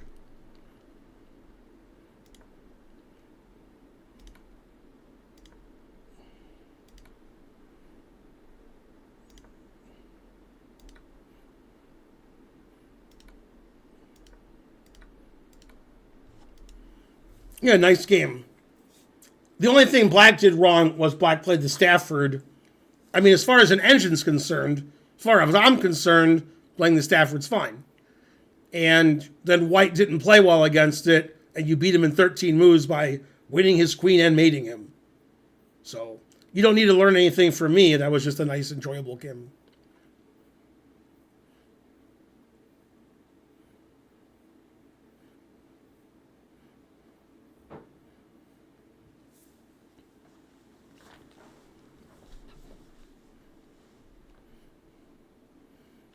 How should you submit games? Impossible. How many languages do I speak? You spelled speak wrong. I speak one, English. Bro. Oh, you put Ben and I thought it said bro.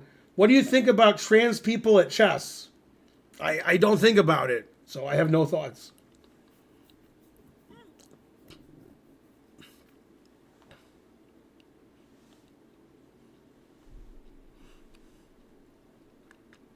Typically, when I stream, people ask questions about what I think of other things. And I don't. What do you think of Levy? I don't think of Levy. What do you think of Hans? I spent no time thinking of Hans. I talk about Hans on the stream, and then hopefully you guys donate. Because I say something you really dislike or really like. I talk about Gotham Chess because he's a very popular person. But if I'm watching football and having some pretzels and having some water and petting my dogs, I don't think, what's Gotham Chess doing? I got nothing. So I don't sit around my house thinking about trans people a lot because it's got nothing to do with me. So I think about, should I go to Publix? Should I get a car wash? Should I go to Starbucks? Should I order from DoorDash? Should I go make some food in the kitchen? Should I go to the bathroom? Should I let my dogs out? Should I let my dogs in? Which football game do I watch? How many Chessable videos do I have to make today? Which lessons do I have today? I don't think about stuff that has nothing to do with my life. You guys seem to think about a lot of topics that you see on Twitter and that you're very opinionated on. Because I guess you don't have a life of your own, so you just like go online and that's your life, is whatever they say online, that's what you do. So basically you're all frauds and you're not living your own life, and you're all pathetic. Thank you. Do you think Gukesh will keep his title against Magnus? Magnus isn't going to play for the World Championship, so that question is moot. Gukesh is never going to play Magnus for the World Championship.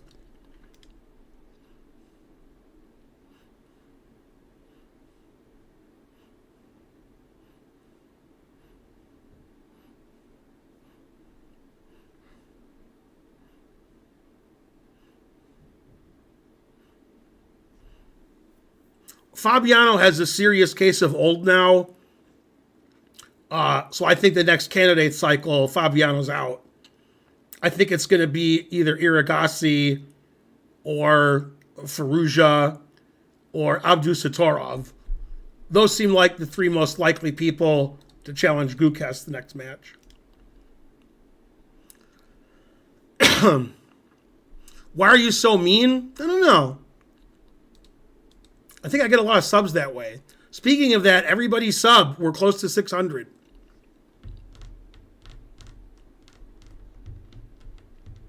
Probably I'm mean because I was sad I never became a GM. Oh, wait, I am a GM. Never mind. Nah, I don't think Prague's ever going to play for the World Championship. I don't think he's good enough.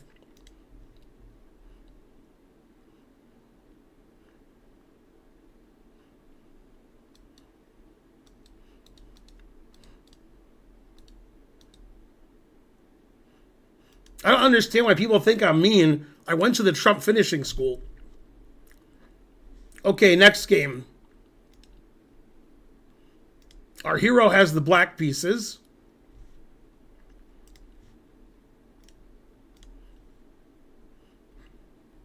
Hi, Ben. The Gawking Rabble said my last submission was subpar for my rating. So, this time I am sharing a much higher quality game. This is from a local club tournaments Ratings are US chess. Time control is 40-minute plus 5-second delay. After 15 queen g4, I wasn't sure how to defend my king side.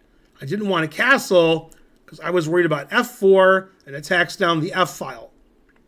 Eventually, my opponent sacrificed his dark squared bishop for 2 queenside pawns, but this was a winning material imbalance for black. Do you have any advice on how to evaluate f4, f5 pawn pushes in the French defense? It seems like I always end up with a weakness on e6. Or an easy attack for white. Thanks for these streams. Oh, I'll never get that 5 minutes of my life back. White's 1950 and our hero 1700. Those are USCF ratings.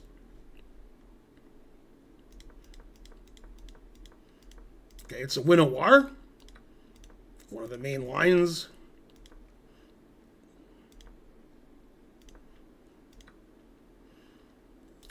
I think bishop b5 check is more common than bishop takes. And I think in this position, bishop b5 check is more common than a4. Now position's equal.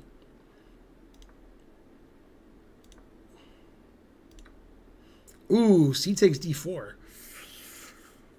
Whoa. Whoa. Yeah, black definitely wants to play knight d7 here, defending the c pawn.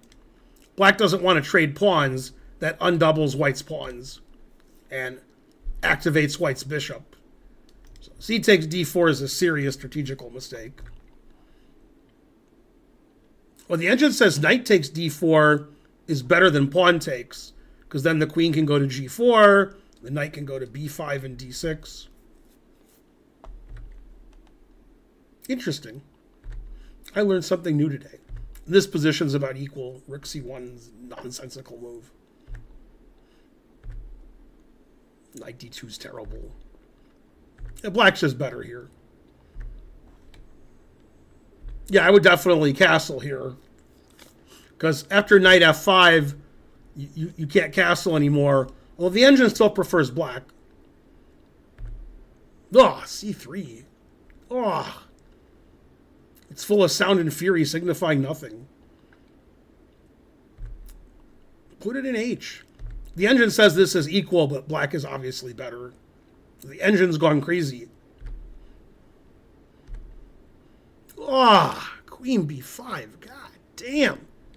White's only hope is that black gets in trouble because black can't castle. So eventually the center might open, or black might want to activate their rook. So, like, queen b5 is just a completely awful move. Because when the queens get traded, black's king is perfectly cromulent on d7. And white has no attack. But black should play knight c4 here. And black did. Good move. Yeah, this position is just lost for white strategically. White has terrible pawns here and here. The c pawn falls, the d pawn falls. And black's king is perfectly fine. It's almost impossible to save the a4 pawn. So this is just winning for black. Bishop b4 is a blunder because of a5. Very good. He takes b6, just hangs a piece. After bishop a3, black takes the queen, plays king d7, rook c8, and white can resign. Black has the passed a pawn, c3 pawn is weak, b5 pawn is weak. But okay, this just loses a piece for nothing. Okay, this is resignable.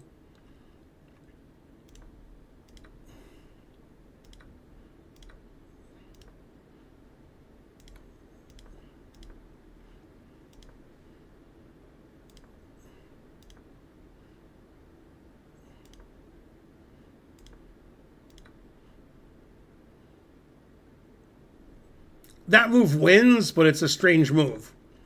The reason it wins is after queen check and takes, I can still promote my pawn. But rook takes a6 is a very strange move. Queen takes b4 would be an easier win. And black's winning here because black has a mating attack and black's queening. Ooh, that just gets mated by queen e4. It doesn't matter, but rook a1 stops mate. But queen b2 is winning. But this just gets mated. Just mate. You can't hang mate in 1. Boy, White's USCF rating is 1950, and he plays g3 hanging mate in 1. I mean, you can't do that. All the other stuff that I complained about doesn't matter much, but White shows no understanding of chess when White plays queen takes b6 in this position. Completely ridiculous move. And White can resign. White's down a piece for nothing, and all of White's pawns are hanging. It's ridiculous to take on b6. It's amazing that White's over 1900. It's just incredible. That's why I say people who are like under 2200 is beginners. Because queen takes b6 is just a beginner move. Black's technique was weird, but it didn't matter. G3. I mean, if 1900 is a beginner, then what's G3? G3 just shows you're a beginner.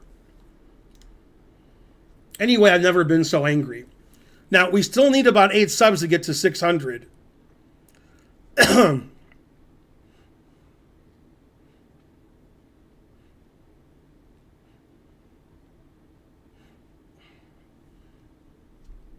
No, I think this was a slow game. Yeah, this was game 40 with a 5-second delay. I mean, White made lots of blunders that, wouldn't expect from a 1950. I would have more trouble against the 1950, although maybe I wouldn't.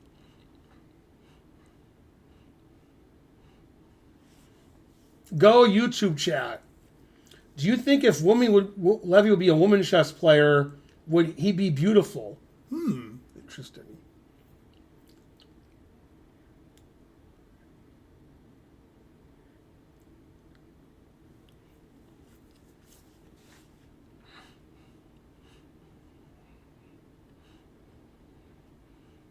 That's the kind of questions you get on YouTube. This is why I'm on Blue Sky, because you don't see questions like that. Do you make your friends date women who look like you? Good Seinfeld reference.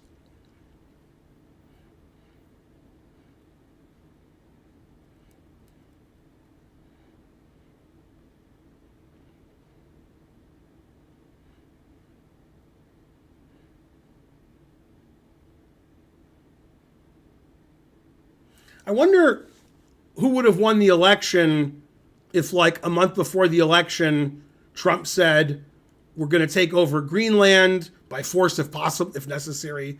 We're going to make Canada the 51st state. We're going to take over the Panama Canal if necessary by force. And we're going to change the Gulf of Mexico to the Gulf of America. But he waited till he won the election before suggesting all of this nonsense. Where does he come up with his ideas? Does somebody tell him? Or does he think on his own what are 4 crazy things I can say today? Yeah, I mean, he's like a small child. Man, Trump's IQ must be like 70 or 80. God damn.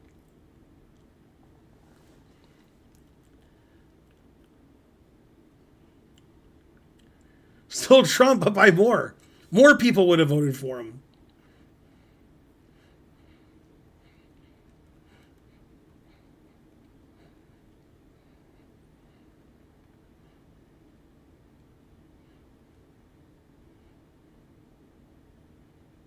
When I was a kid and going into school and high school, college, and was studying, I never thought a U.S. president would say, we need to take over Greenland, and if necessary, we'll do it by force.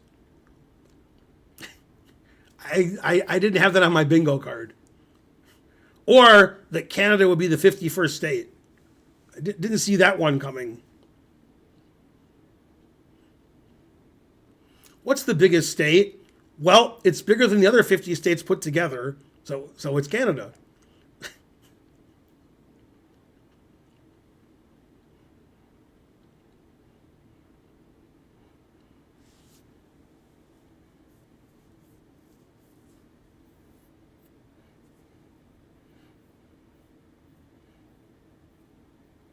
That's true, Bonarici. I forgot about all that Trump stuff that he said.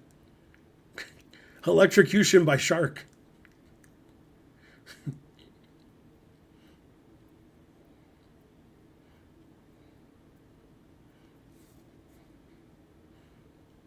I mean, basically every week or two, Trump says something crazier than everything else he said. So it's about time for him to say something else that's completely bonkers. He doesn't stop. He doesn't say four crazy things and then like he's done. He waits a week or two, then says four crazier things. So I can't wait what the crazier things are than taking over Canada, Greenland, the Panama Canal, and changing the name of the Gulf of Mexico to the Gulf of America. I await further developments in the Trump world. Yeah, that's what I think. I think he doesn't know that the different kinds of asylum. He thinks that Hannibal Lecter's in an asylum and that Mexicans want asylum, so we need to, make that the same thing.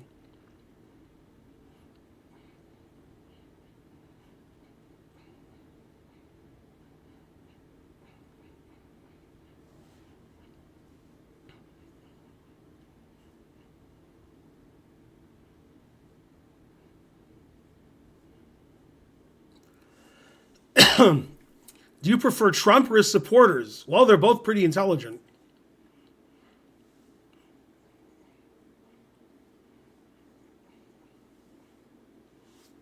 Maybe Trump was Flemish.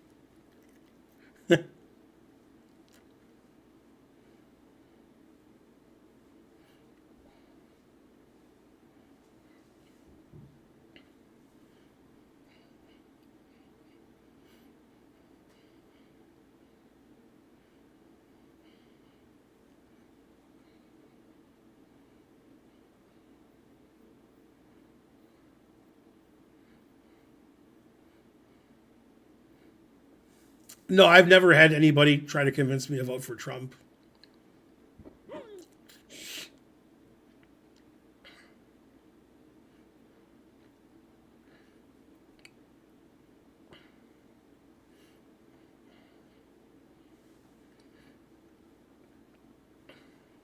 Go Commanders or Bucks. I don't know. Somebody.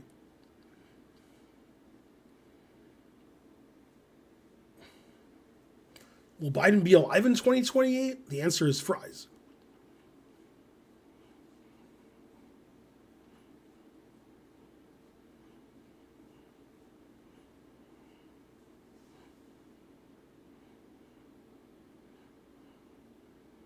No, I don't remember that.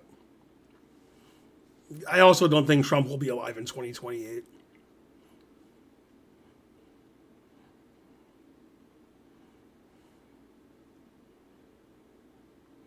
Okay, last game. Sorry we couldn't get some more games, but I was busy.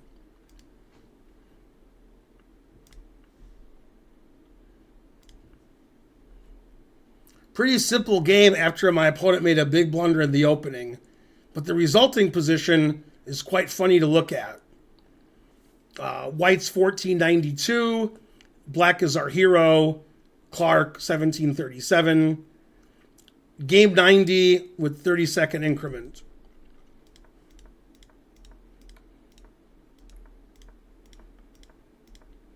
Okay, still theory.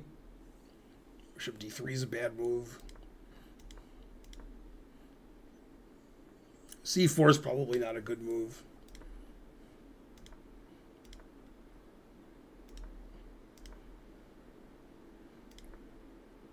And black's just better here.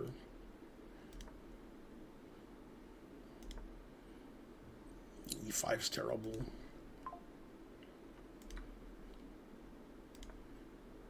Uh-oh, there's a threat. Two threats, one for each of you. Ooh, knight d4 is not good. So, black wants to play queen f2 check and or knight f2. So white should play rook e2 or rook f1. Black is better. But he played here. And now black just plays e5. And in this position, white should take en passant, but he didn't see it. Gotta learn the en passant rules.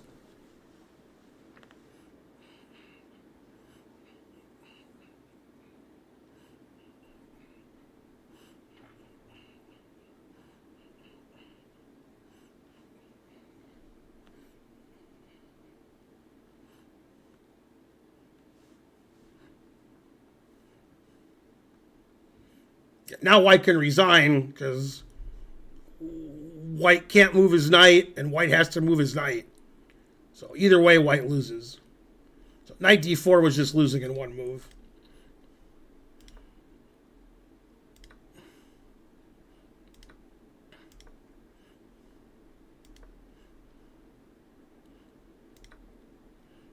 Yeah, it's just hopeless for white. White's down material and going to lose more material.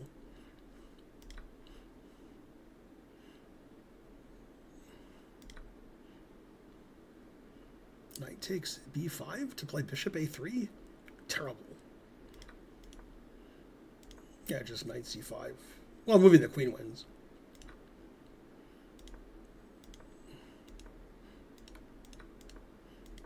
Yeah, this is an interesting. Black's just up a piece.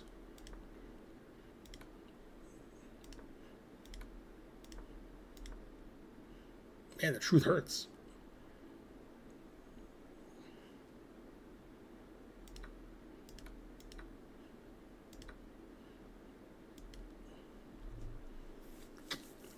Yep. Yeah, that game wasn't competitive because white blundered very early. And then when white was losing, white didn't put up a good fight.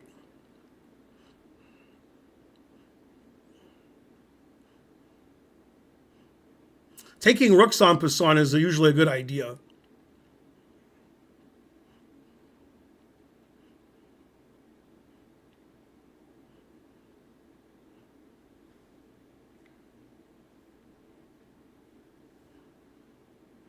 Anyway, thanks for watching. Sorry I didn't get to every game.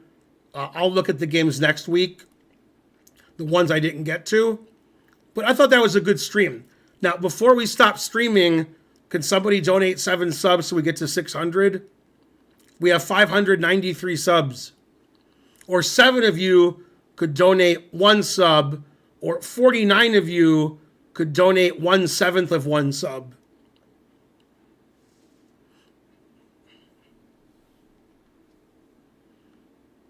No, you don't need to resubmit your games. I'll put them back. Petrosians 11 gave 1 sub. We're only 6 subs away. Yay, RefMay 630 got us to 600 subs. Thanks, guys. Thanks for supporting the stream. Sorry I wasn't mean enough, but I was in a good mood today. Tomorrow, I have to make a chessable video in the morning. Then I have to go to the doctor. It's a sleep apnea doctor. Like cardiac, pulmonary. Then I have to make another chessable video when I get home. Then Karen's going to stream for 4 hours. Then I have to make another chess video at night, chessable video. And then Tuesday, I'll make the last chessable videos and the course will be done. And then Friday, the course comes out. And also Wednesday, I have a doctor's appointment. They're going to draw blood and do blood work. And then Friday, C.L. Smith and I go to Charlotte for the Charlotte Open. If you live in Charlotte and you're going to the chess camp that Peter and Dina are having at the North Center, I'm going to be teaching a class there from 3 to 4, if you're interested. And then I think 4 to 5, Naroditsky's teaching. Thanks, period of time, for 1 sub.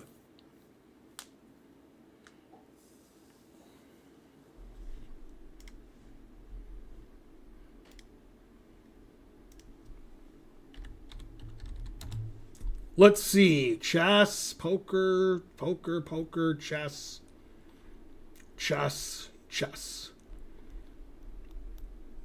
I'll do Chess Sharks because they live in North Carolina, so at least one of them does. So I'll probably see them there. Well, I can't spell Chess Sharks, so I don't know who's going to raid. All right, I'll see you guys Tuesday night for my Tuesday night stream. Then, if I feel like streaming Thursday night, which I might not because Karen might be streaming, then I'll bring C.L. Smith on the stream for the Thursday night stream if I stream Thursday. Okay, bye guys. Thanks for getting us to 600 subs. You guys are the best. Just not at